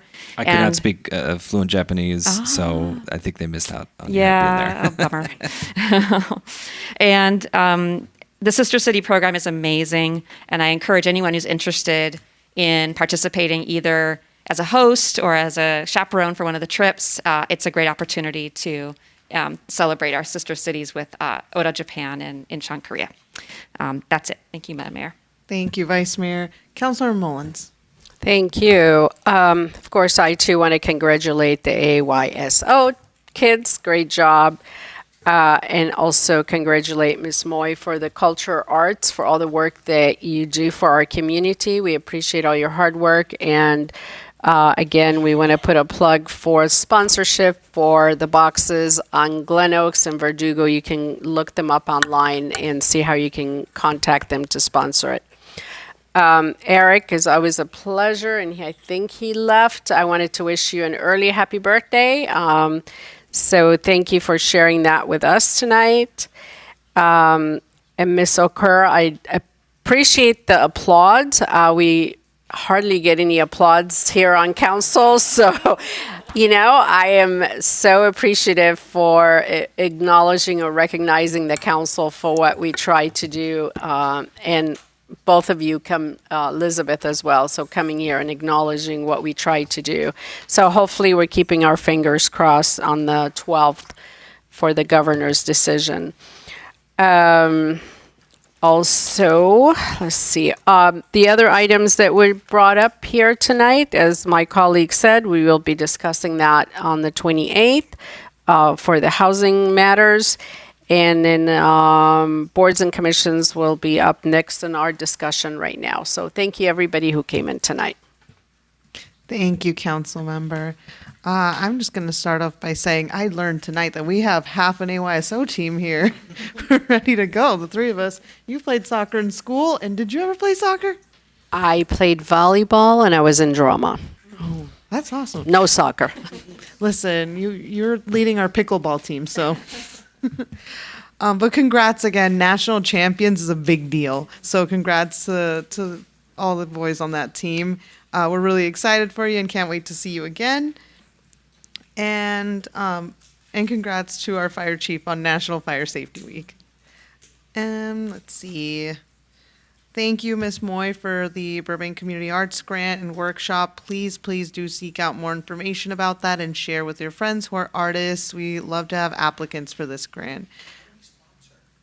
And you can see their website for more sponsorships. Does anybody have the exact webpage offhand? No. Does anybody? Okay. You know what? For folks who are interested in the website, please talk to our Parks and Rec director, who is right here and has that information right on hand. Let's see. Welcome, Mr. Garcia. You're representing Burbank on behalf of Senator Menjivar. And congratulations to Jim Roy on his retirement. We're really grateful to have him as a partner. Miss O'Carroll, thank you for coming up. Like Councilmember Mullins said, we rarely get applause up here. And if you have not received the copy of the letter yet, let us know and make sure you get that. Okay, great. Glad you received that. Let's see.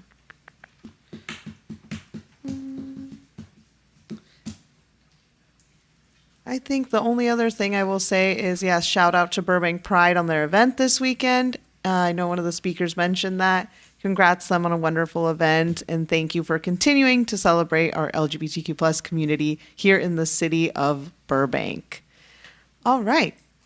I think seeing no more responses, we will now move on to the consent calendar. It may be enacted in one motion. Madam City Clerk, please read the consent. Thank you, Madam Mayor. We have 11 items tonight. Item 1 is approval of the City Council minutes of the joint meeting of September 9th, 2025, and the dark meetings of September 16th and September 23rd, 2025. Item 2 is approval of the Housing Authority minutes of the joint meeting of September 9th, 2025.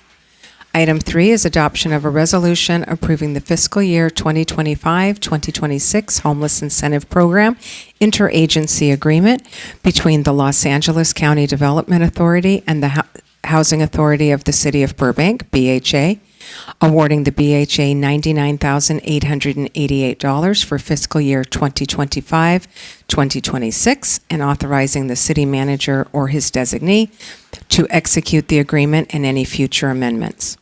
Item 4 is adoption of a resolution authorizing the city manager to execute a design-build contract with Musco Sports Lighting, LLC, and delegating authority to the Parks and Recreation Director to approve plans and specifications for equipment to upgrade the existing 1,500-watt metal halide lighting at Robert E. Gross Park ball fields to light-emitting diode technology. Item 5 is adoption of a resolution authorizing the execution of a grant agreement with LA 84 Foundation 26 Champions to support the City of Burbank's adaptive soccer program and to promote inclusive soccer opportunities in the amount of $26,000, authorizing the city manager or designee to execute the agreement and amending the adopted fiscal year 2025-2026 budget by appropriating funds. Item 6 is adoption of a resolution authorizing the execution of a grant agreement with the National Recreation and Park Association in the amount of $2,500 to support youth sports coach training, authorizing the city manager or his designee to execute the agreement, accept the grant funds, and amend the adopted fiscal year 2025-2026 adopted budget. Item 7 is adoption of a resolution acknowledging receipt of the fiscal year 2024-2025 fire inspection performance report.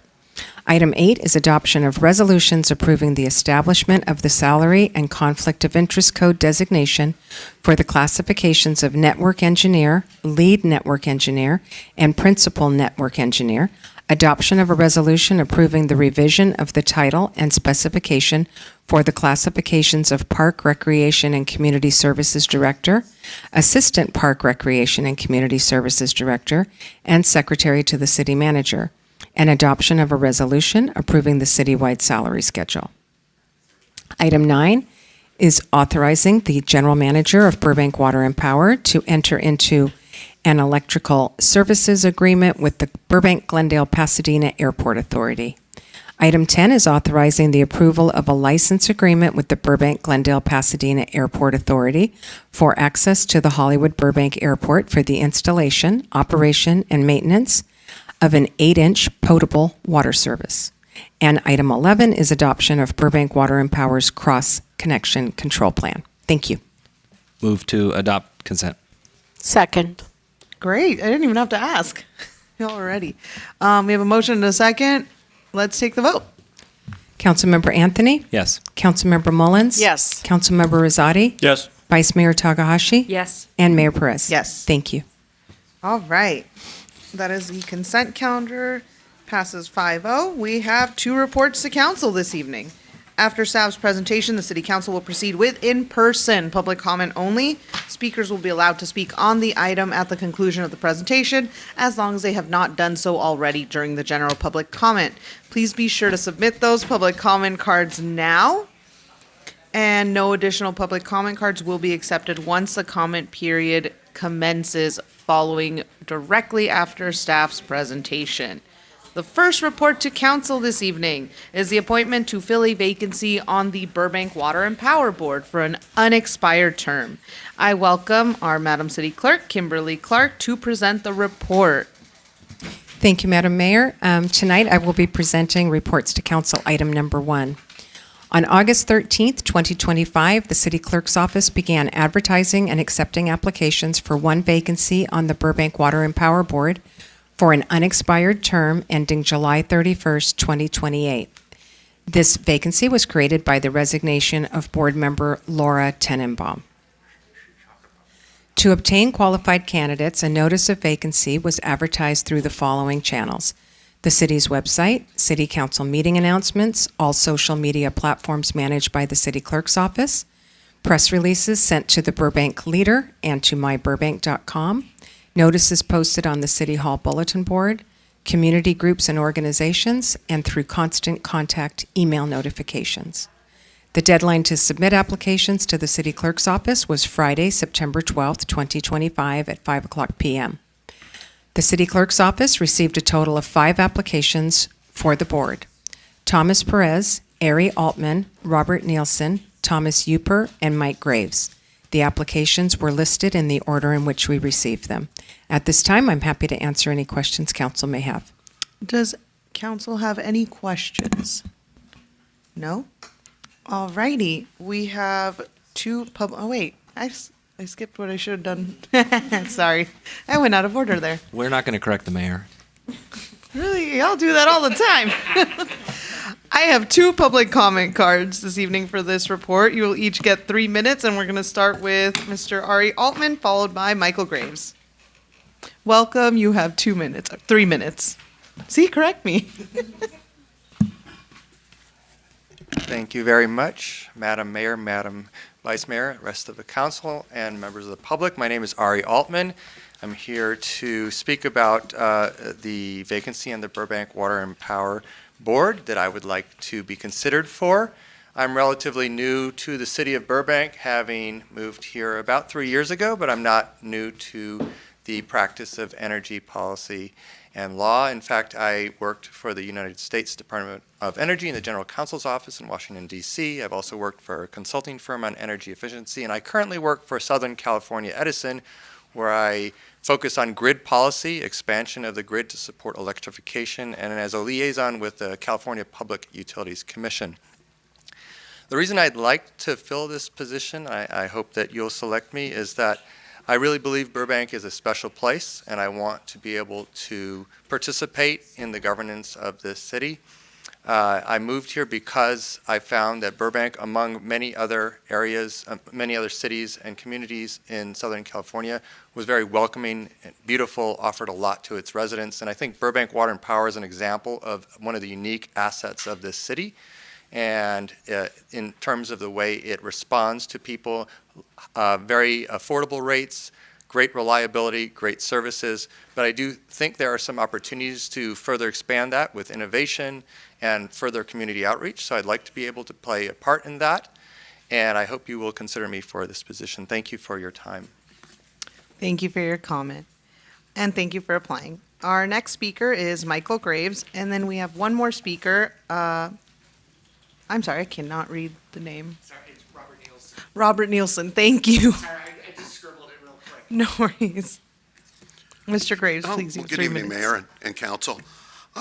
I applied for the vacancy on Burbank's Board of Water and Power, which I also applied for last year. And while I do not have a degree in higher education, nor do I possess specialized engineering knowledge regarding the many details of running our community-based public service department, I have an avid interest in understanding the challenges we face as we move forward toward a more electric future. I find myself reading every article I come across regarding America's future for energy creation and distribution. I think it's important to state that one of our primary challenges we find is to face and find the blend or the formula for matching future energy needs with some of the other considerations of public concern. While energy consumption has been relatively flat, according to news sources, changes have been occurring in our midst, and we are about to need far more electricity. Having read the Integrated Resource Plan last year, the rate impacts are alarming, with increases ranging from 153 to 694% by 2047. Even at 2% inflation, with no changes, rates increase by 64%.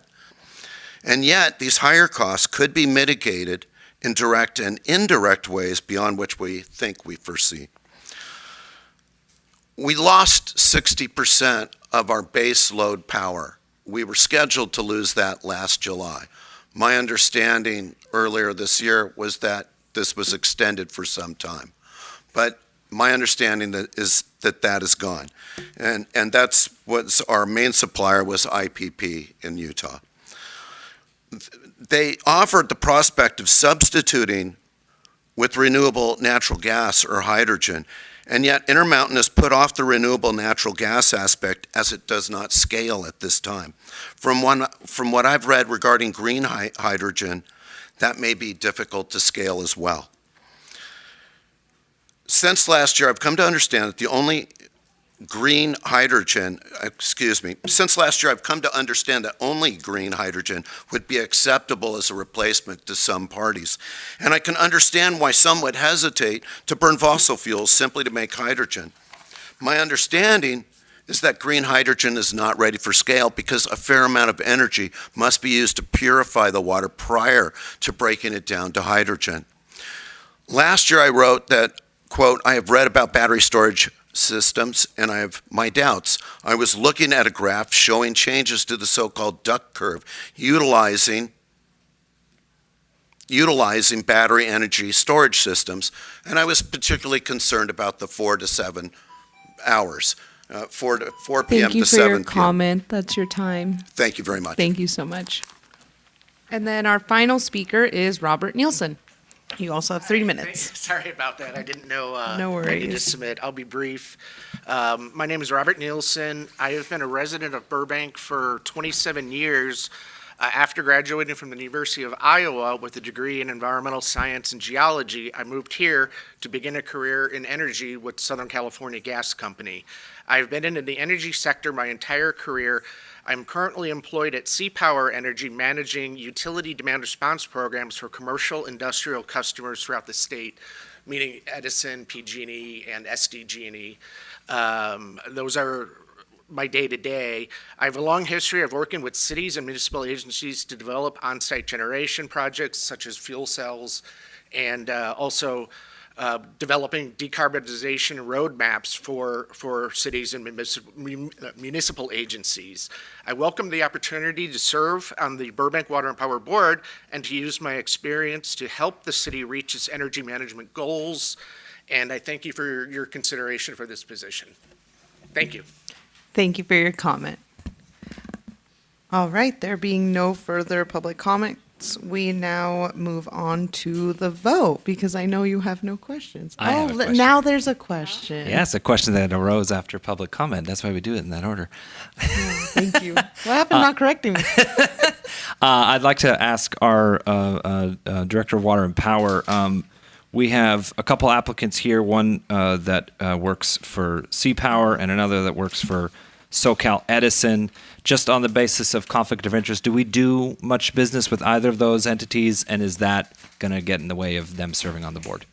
This is Mandeep Samra, I guess I'm the director, general manager of General manager. Water and Power. Burbank Water and Power. There is no conflict of interest. A lot of our issues and projects we do go through the Southern California Public Power Authority. And then secondly, we do have a couple members of our board that work for Edison. We have a couple that work for LADWP. We also had one that not only worked for MWD, but also LADWP and Edison. So that's happened in the past. There's been no conflict, and it's really been a good partnership. Okay, great. Thank you for clarifying. Appreciate it. Good question. Okay. All right. Let's take a vote. I will read the names, and if you can give me a show of hands, we'll begin. Thomas Perez. Ari Altman.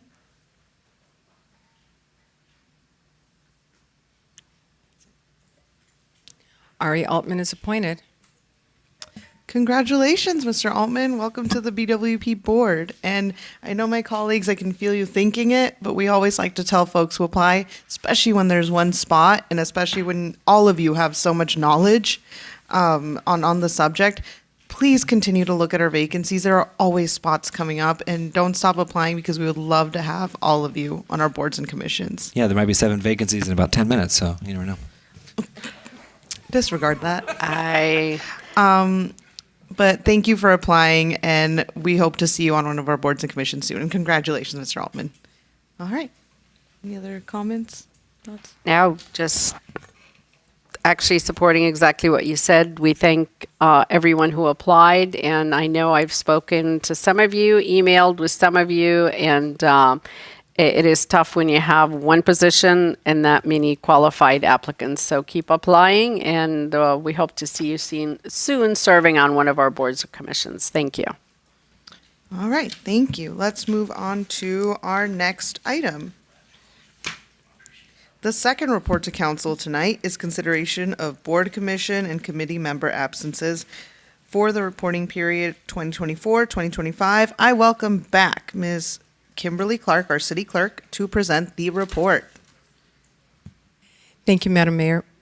Tonight, I will be presenting reports to council item number 2. This report is consideration of board, commission, and committee member absences for the reporting period of 2024 through 2025. The previous attendance policy under Burbank Municipal Code Section 2-1-403 requires that the attendance record of a board member who fails to attend at least 75% of regularly scheduled meetings during a 12-month period shall be reviewed by the board and the matter be agendized for council consideration. Based on this policy, the following boards and commission members failed to attend at least 75% of the regularly scheduled meetings for the period of August 2024 through July 2025. Philippe Iskander, Burbank Water and Power Board. Earl Lemasters, Burbank Water and Power Board. Iveta Ovsepian, Civil Service Board. Arthur Solis, Heritage Commission. Maria Coronado, Infrastructure Oversight Board. Maisha Piguero Gamino, Park Recreation and Community Services Board. And Limmer Ziskind, Sustainable Burbank Commission.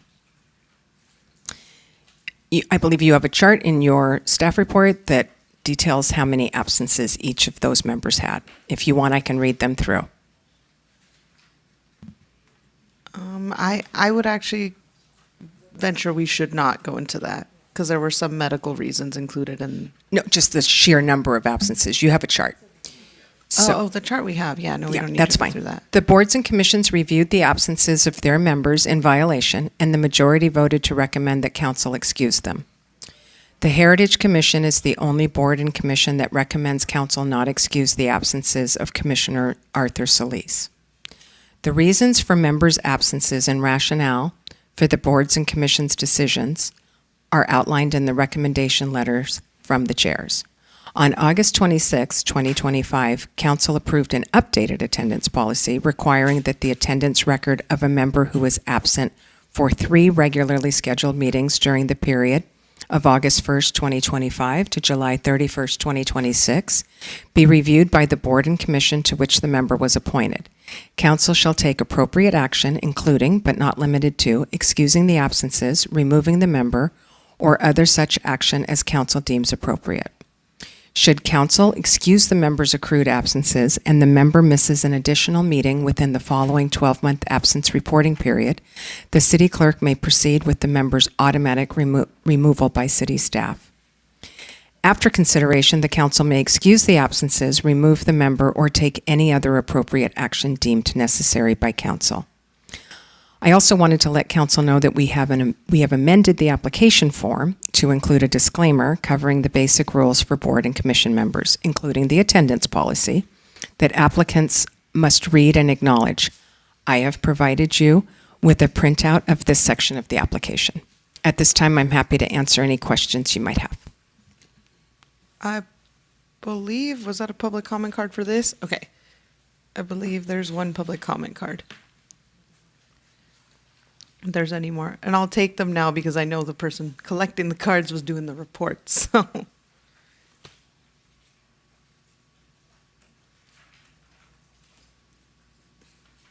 All right, we have 4 speakers this evening for this item. You will each get 3 minutes. Our first speaker is Linda Besson, followed by Maria Coronado.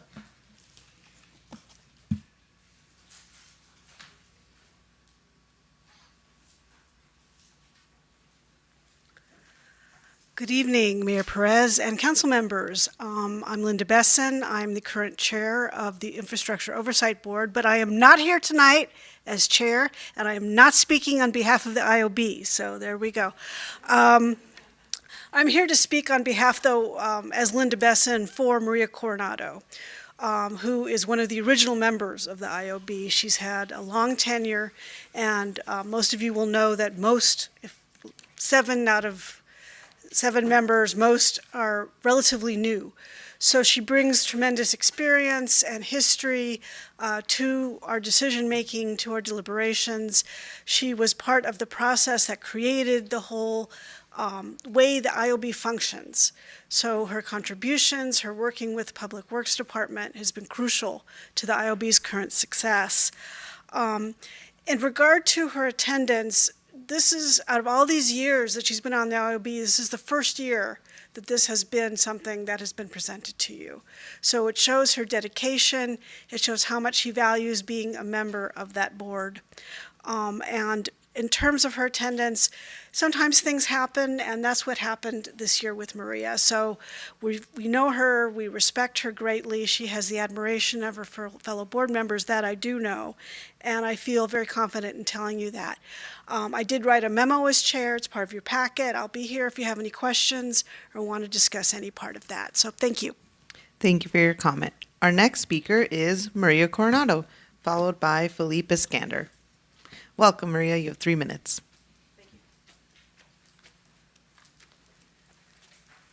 Good evening, Madam Mayor and council members. Nice to see all of you. I want to thank Linda for speaking on my behalf.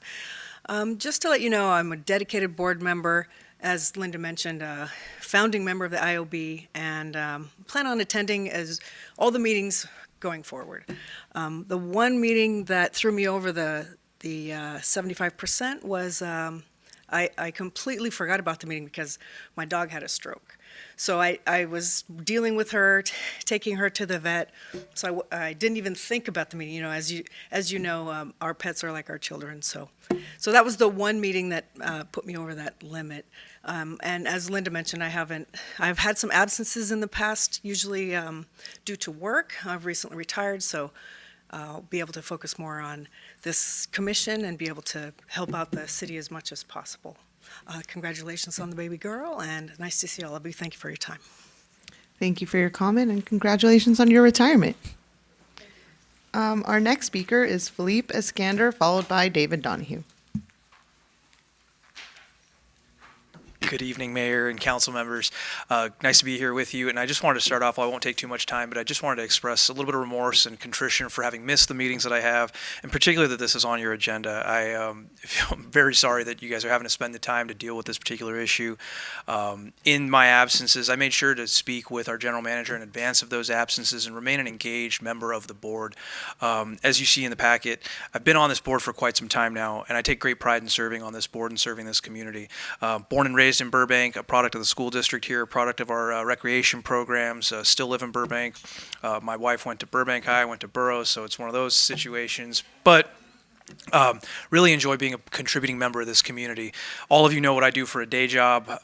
I have committed my life to public service, and so being able to contribute and give back on this particular board is something special to me. And so missing these meetings was not intentional to the point that I would end up back in front of you here today. So I am sorry that this is back before you again, and I hope that I can continue to stay as a contributing member of this board for many years to come. So I appreciate all of you taking your time to deal with this matter tonight.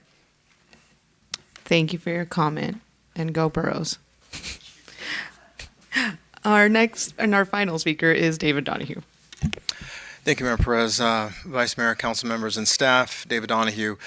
I can't really speak to anybody except for Mr. Eskandar and Mr. Lemasters, because you all might know that I am a huge fan of the work that the Burbank Water and Power Board does, Ms. Mandeep Samra and her extremely talented staff. This is probably one of the most complex boards in the city by a long shot. And being able to excuse Mr. Lemasters and Mr. Eskandar, I think, is critical to maintain that knowledge base. And I've seen them in their work that they've done over the years of my attendance of that board meeting, so it is my hope and advocacy that they be excused. Thank you. Thank you for your comment. All right, there being no further public comment cards, we will move on to council questions. Question? Nope. Okay, question.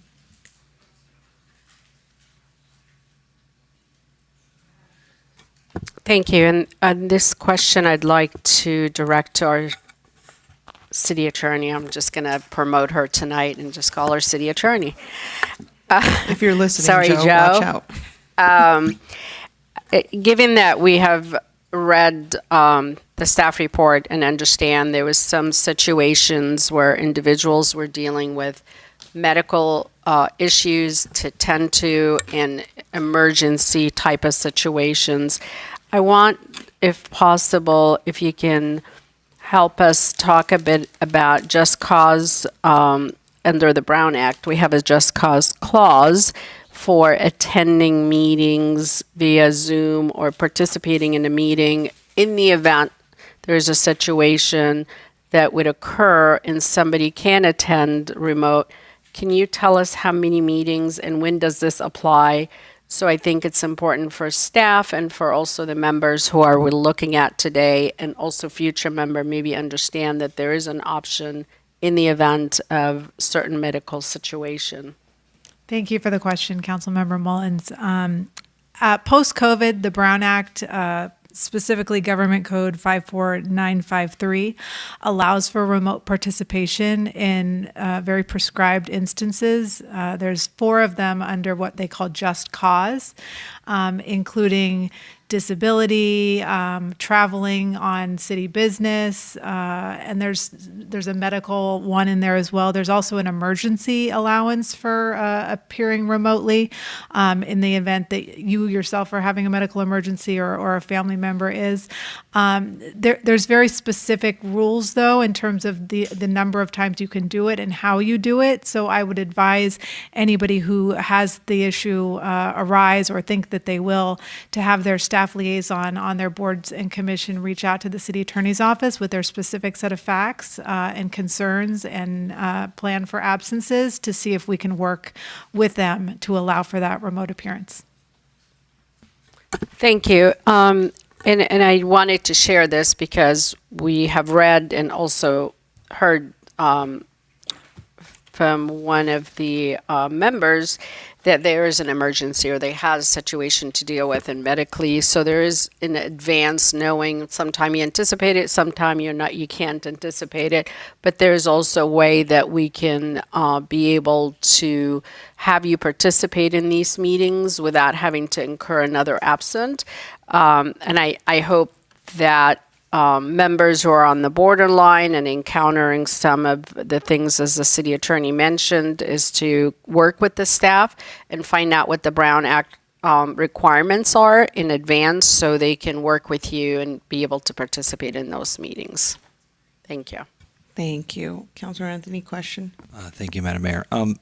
Madam City Clerk, a few meetings ago, this body adopted a new attendance policy for boards and commissions.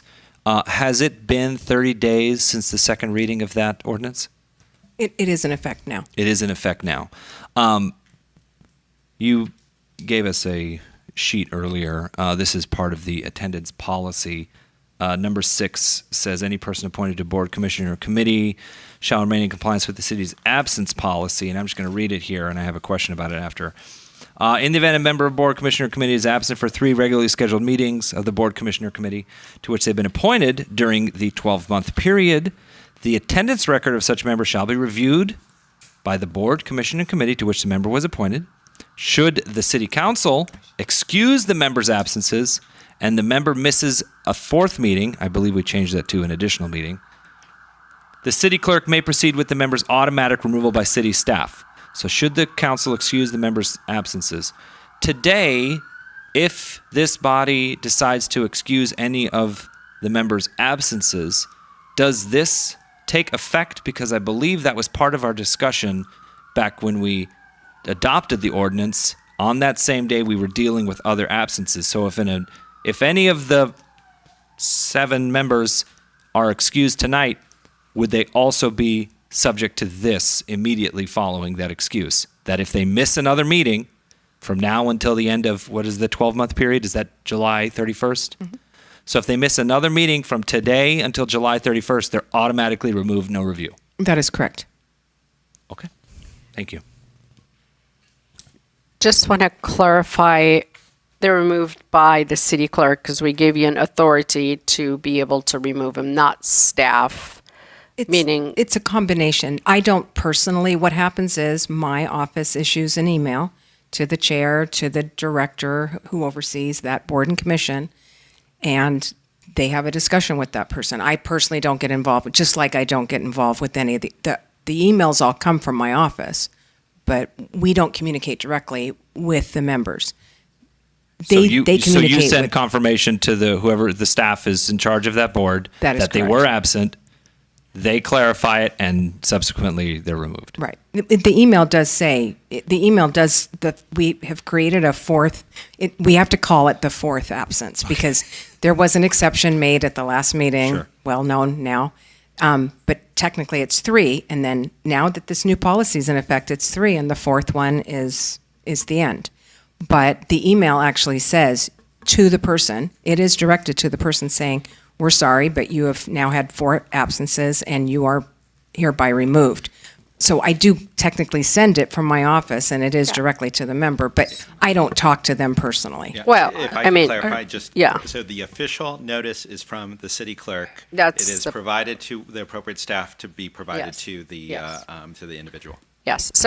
So we should say notification made by the city clerk instead of a phone call. But if you happen to make a call, that it's the same notification. So it will be delivered from the city clerk's office, whether directly to staff, to the member. But the action will be taken by your office. I just want to confirm this is what we're going to be doing. And then I will inform council that the person has been removed, creating another vacancy. Another vacancy. Okay. Thank you. Okay, any other questions? No? Okay, I'm going to be really quick here, and I rarely ask to speak first. Rarely. And I just thought I'd share my 2 cents since I know my colleagues discussed this a few weeks ago at excruciating length with one of our folks who missed a few meetings. Oh, that's right, you weren't here. No, I was not here, so that's why I'm jumping in. So I don't know. I feel like for the sake of time, for the sake of those of us, I'm looking at Chris who wants to go watch the Dodger game. I know we both feel the same way. I would just recommend that we move forward with the same tolling agreement that we gave that member of the public so that we have fairness. Second. Well, you must have read my mind because if we were fair to one person, we said we're going to give a pass to everyone else that comes in. That's why we're looking at all 9 of them. But I appreciate that. That was my motion. I got my second. However, Sorry, there's one member that was not recommended for excusal. We want to give all 7 an excuse. yes. That was my suggestion right now on the microphone. I'm suggesting we just excuse all of them. All of them. And I'm not sure that member's going to be able to continue serving, so I'll take that up separately then. So I'll finish off by saying one thing. Speaking of that member, it is very. It's not something I feel we should be discussing on the dais, since it involves personal health information and it gets into things that may be, dicey with HIPAA. So that's why I'm saying we move forward with all of this, and be that member to miss that fourth meeting, that is on them. There you go. But, we just to keep it parallel, we offered that to somebody we offered that to somebody a few meetings ago. I say we offer everybody here that same chance, and everybody's starting on the same foot. So my motion is to do it with all the folks, if that's the second's agreement as well. Yeah, I agree. And however, if that member misses that one meeting, the email, there is a long list here. So, I mean, we see the numbers, but that means the next meeting, that individual is not there. He's going to get that nice memo from your office saying, thank you for your service, and we move on to have you open that position. But I think it's fairness, equity to everyone, to treat them all the same and move forward from there. Do you all have comments? Yeah, comments. Okay. To that point, I think it would be beneficial to also let the 7 people know of the new policy, because they didn't sign this when they signed up. So just to let them know, for the folks that are here, they heard it, so they know, but the folks who weren't here, just so that they're all aware, in case they weren't. I want to add to that. So for the majority of the members on here that missed the 3 meetings, that was going to be coming to us anyway, because that triggered, even under the old policy, that for council to discuss whether we excuse them or not. So I think we're very safe on all these, with the exception of that one member we're talking about, that the 3rd was going to come to us for a decision whether we want to continue having them serve or not. So I think they should be aware that they already have 3 absence in there. Thank you. Yeah, and I just want to clarify, and I think it's important that we, tell all 7 individuals clearly that from today until July 31st, they have a clock that's running. And what we did a few weeks back was change the calendar from January to December to August 1st to July 31st. So We didn't actually change the calendar. It's always been the same calendar. Oh, it has been? Yeah. Was it rolling? That's the appointment. That's right. It was the appointment date. Okay, my mistake. So July 31st. You're on the clock now. So with all of that clarification, understanding, those comments, we have a motion, we have a second. Let's vote. Thank you. Councilmember Anthony? Yes. Councilmember Mullins? Yes. Councilmember Rosati? Yes. Vice Mayor Takahashi? Yes. And Mayor Perez? Yes. Thank you. Thank you. All right, and thank you all for being here. We appreciate you. Thank you for being here in person, and thank you for continuing to serve. All right. Now we will hear council comments, including reporting on council committee assignments, attendance at conferences, regional meetings, and community events. Who would like to quickly go first? Councilor Rosati.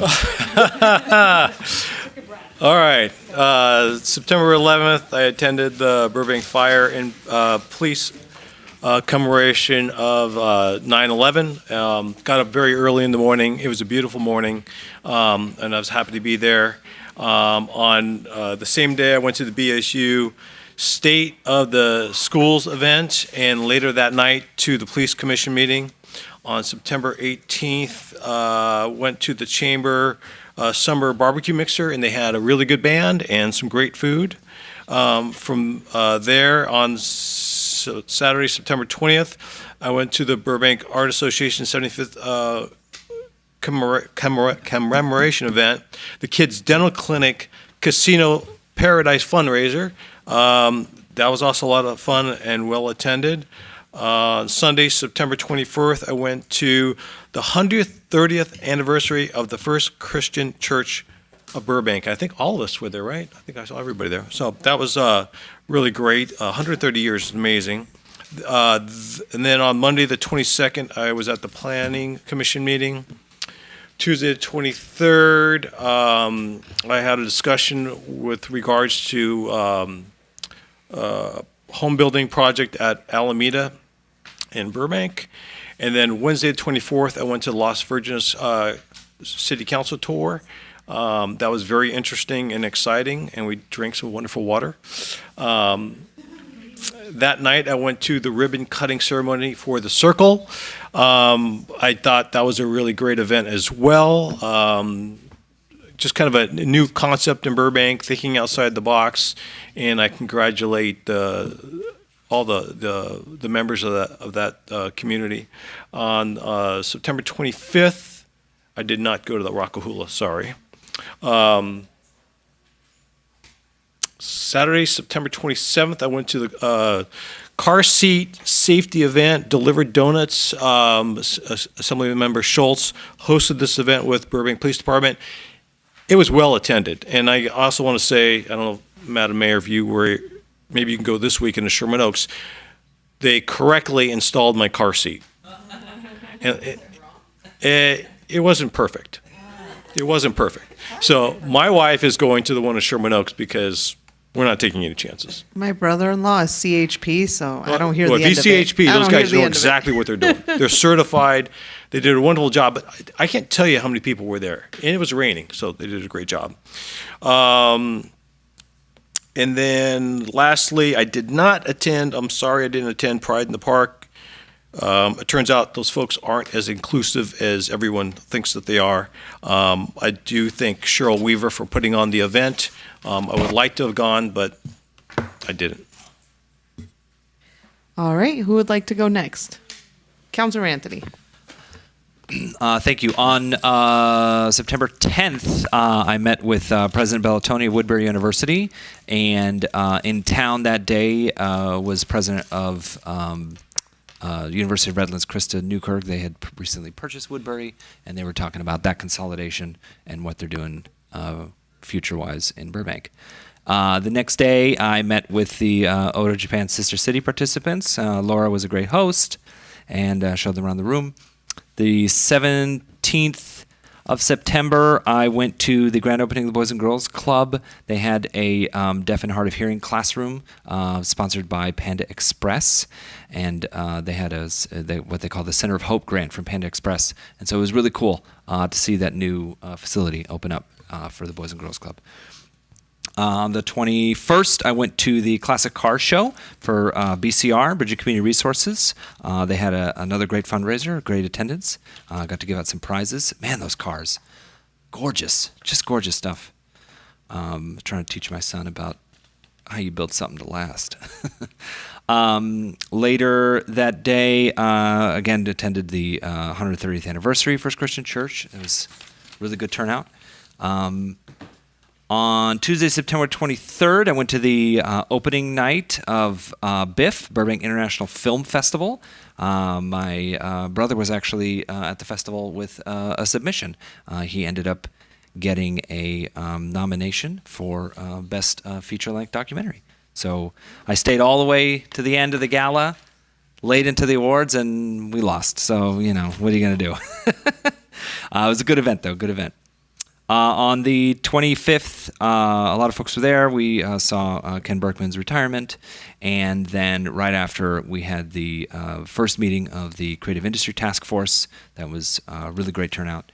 On Sunday, this past Sunday, I went to an Eagle Scout Court of Honor for a set of triplets, 3 kids, all getting Eagle at the same time.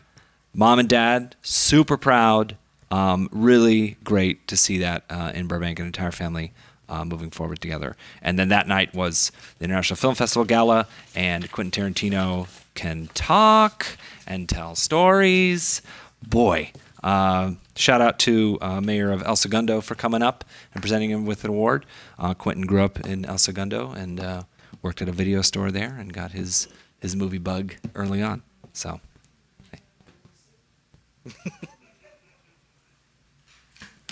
Councilor Mullins. Thank you. On September 18th, I attended the Chamber of Commerce Summer Barbecue Mixer. followed by Burbank Masons First Responders Night, which they acknowledged our police and fire departments. Yeah, you were there too. I think you said it. So great event because they always acknowledge our first responders. And on September 23rd, I met with some folks regarding a project on Alameda. And on Wednesday, the 24th, I went to Las Virgenes Council with Council Member Rizzotti to the water tour to see their water facility. And I drank pure water, and they even gave us a little cup that has pure on it. I still have it. Then I went after that to the Senior Citizen Board meeting, followed by a meeting that I had with some committee members and some staff regarding our filming here in the city of Burbank. We had a grand opening of the Circle the same evening. It was a very busy day. Congratulations to everyone who worked on that project. Wonderful place, so hopefully wish them success. Then the same evening, followed by a fundraising event that benefits a cancer center for Providence and Joseph. It was a well-attended event at Tequila Restaurant. And the next day, we had the retirement celebration for Ken Berkman, followed by a meeting, Creative Industry Task Force attended that meeting as well. Then head on over to McCambridge Park to speak at the Rockahula event on behalf of the mayor. It was such a beautiful event with our seniors and their dancing, the hula and singing, and the food was donated this year. They had a taco truck type of food by the Kuzumanu family, and they had a bunch of the seniors from his building that went there to participate. So it was very nice. Then after I was done there, I went to the VIP holiday reception at the Capitol Grill. If you haven't gone yet, highly recommended. Great restaurant. Love the food. Then let's see. On Saturday, I went to Dean Fanny's house. Her family was celebrating a 100-year birthday for her. Went on behalf of the mayor. What a lovely lady. She is so sweet. She remembered so many things in her past, her career, where she was a teacher, and just sat there and chatted with her. She was very lovely. They were throwing her a big party, so I was in the middle in the kitchen with everybody, just her family. It was very, very lovely. And today I spoke to some of the candidates for Water and Power board members. Thank you. That was it. Thank you, Councilor Mullins. All right. Everybody else went, right? Oh, you didn't? Okay. I asked because I did that last week and I didn't want to do it again. You're very excited. No worries. All right. The September 10th, I started, I've been attending a workshop, a series of workshops offered by the National League of Cities on how to build a data-driven city. So that's been very interesting, seeing examples of other cities and what they do. On the 11th, I attended the Fire and Police commemoration of 9/11 at 6:30 in the morning. On September 12th through 16th, I had the absolute pleasure and honor to attend a trip to Incheon, South Korea, to visit our sister city. And I want to thank our mayor for having a baby. because you had a baby, I got to go. So I'm very, very excited. Thank you so much for handing that off to me. That was such a pleasure to visit. So thank you for that. And then on the 17th, I attended the BUSD Burbank Arts and Education Foundation State of the Schools event over at Woodbury. Excellent event. They always throw a good event there.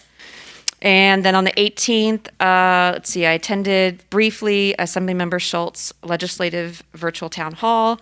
And then I also attended a little bit later the Burbank Chamber of Commerce Summer Barbecue Mixer. So I stopped by. I think you guys were there before. Yeah, we missed each other. Yeah. And then the 20th, I attended as well the Burbank Art Association 75th Anniversary Commemoration event with Councilmember Rizzotti, which was awesome. And I bought a couple little art pieces there. That was fun.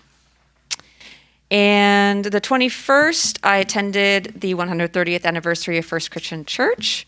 And I just needed it that day. That was a really wonderful place to be with all those people there celebrating together. Just it warmed my heart. And then, earlier that morning, I missed you, Councilmember Anthony. I went to the BCR Classic Car Show in the morning and at Muir Middle School. And I put some bids in at the silent auction, but I think by the time you got there, I was probably overbid. Oh, yes. Yeah. I did, but I don't think I won any of them. Yeah, that's what you get for putting bids early in the morning, early in the event. And then the 24th, I opened, or I attended with others the grand opening ribbon cutting of the Circle, which was awesome. Very well attended. I think it's the most well attended ribbon cutting I've been to in a long time. And then 25th at 8 o'clock in the morning, TVA Valley Economic Alliance Board of Directors meeting virtually. And a couple more things. Let's see. The 26th to the 27th, just a few days ago, I had also the pleasure of doing a tour with Metropolitan Water District of the Colorado River Aqueduct and the Parker Dam. That was really, really cool to see where our water comes from and to talk to a number of ag partners. So we share water, as you probably know, we share water with all our agriculture partners. We all have, the urban and rural have to share our water from Colorado River and other sources. And so we talked about how we negotiate that, how we figure out how much water goes to ag, how much water comes to the cities. And it was really an amazing tour. We got to do a tour down into the Parker Dam water pumping turbines, and we saw the turbines spinning at 400 rotations per minute. And he put a penny next to it on its edge to show how stable it was, and it just sat there. It was really cool. Yeah. So if you ever get a chance to do that, I recommend it. And then lastly, on the 28th, Sunday, I attended the Burbank Pride celebration at McCambridge. And that's my report. Oh, and many, many, many, many meetings with constituents in the past 3 weeks. Thank you, Vice Mayor. That's one of my favorite tours, the water aqueduct tour. And let's see, I will say you're welcome for being pregnant. No one's ever thanked me for that. And I guess I should have thanked Nick last year, which I didn't do, for running for office so that I could go to Italy. Who knows? Maybe next year's Vice Mayor. Be on the lookout. I won't be pregnant. I'm sorry.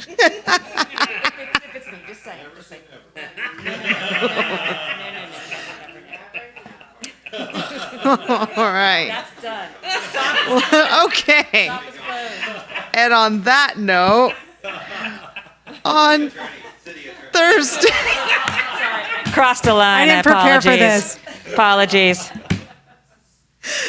And on that note, on Thursday, September 11th, I also attended the 9/11 commemoration. It was a lovely, lovely ceremony. We had some residents attend, and thank you to our police and fire for being there bright and early and having that play on the loudspeaker for folks who have asked in the past.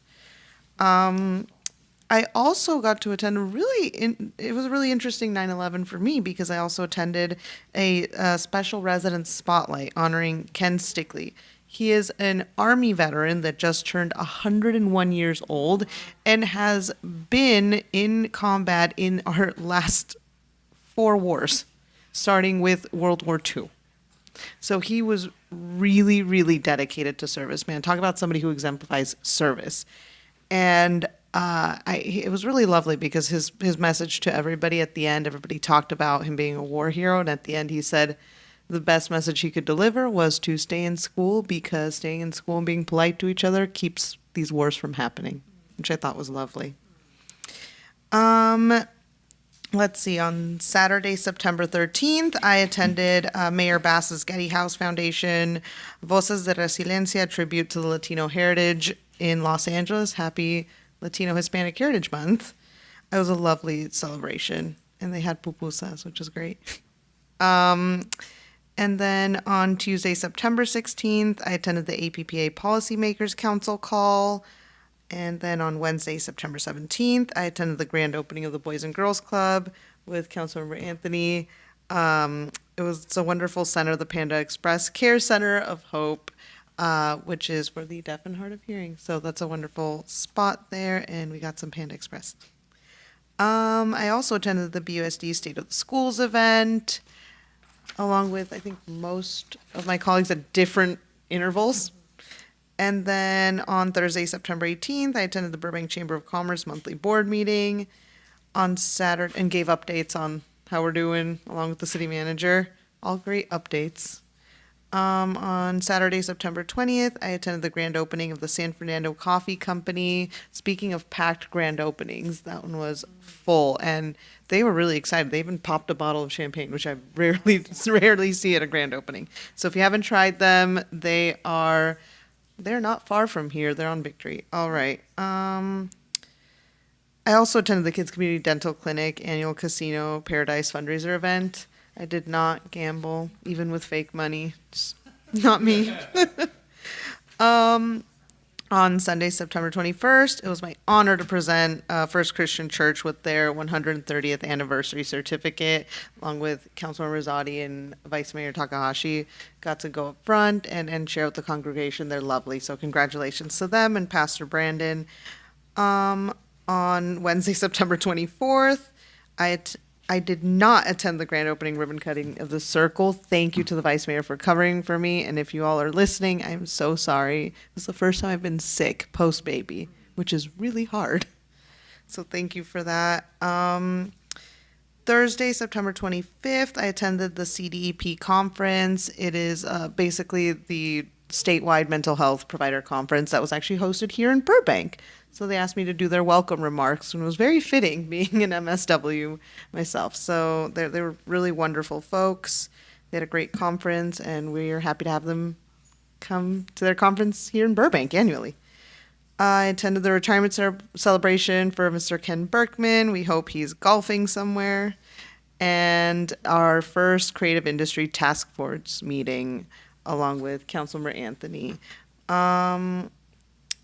And then, let's see, for Saturday, September 27th, I attended the presentation with the Historical Society for Mr. Ken Bruce with the Enchanted Tiki Room. I heard he's doing it again. It was packed. There were a lot of people there. He had a book signing. It was lovely. If you do not know about the Enchanted Tiki Room in Disneyland, there's so much Burbank history related to that. Find out about it, talk to Ken, read his book. He's more than happy to talk about it. He was lovely. And check out the Historical Society website and their newly found Instagram page for more information on those events and to see when Ken is coming back. And then on Sunday, September 28th, I attended the Burbank International Film Festival Gala. Yes, El Segundo gave Quentin Tarantino a lovely proclamation. I gave him a cert. So that was great. He was very thankful, though. I was nervous giving him the certificate, like, oh, here's this little thing. And he was like, oh my God, this has your signature on it. That's amazing. So he was so humble, so nice, so happy to have met him. And I'm sorry your brother didn't win. My husband was a judge on that. Don't hold it against him. He was on cinematography, so different category.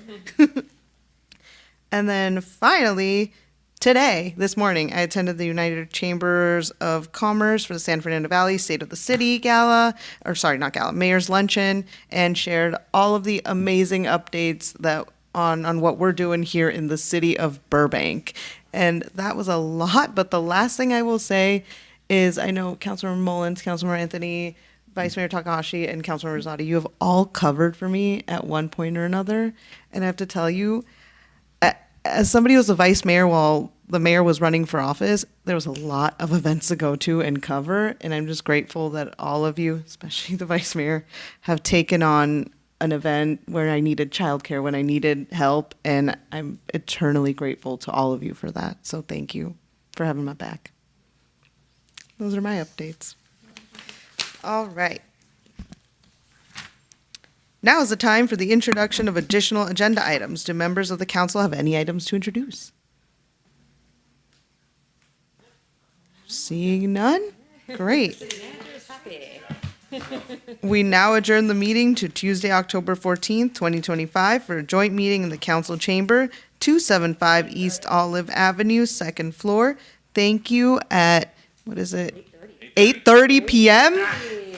Good night and go Dodgers.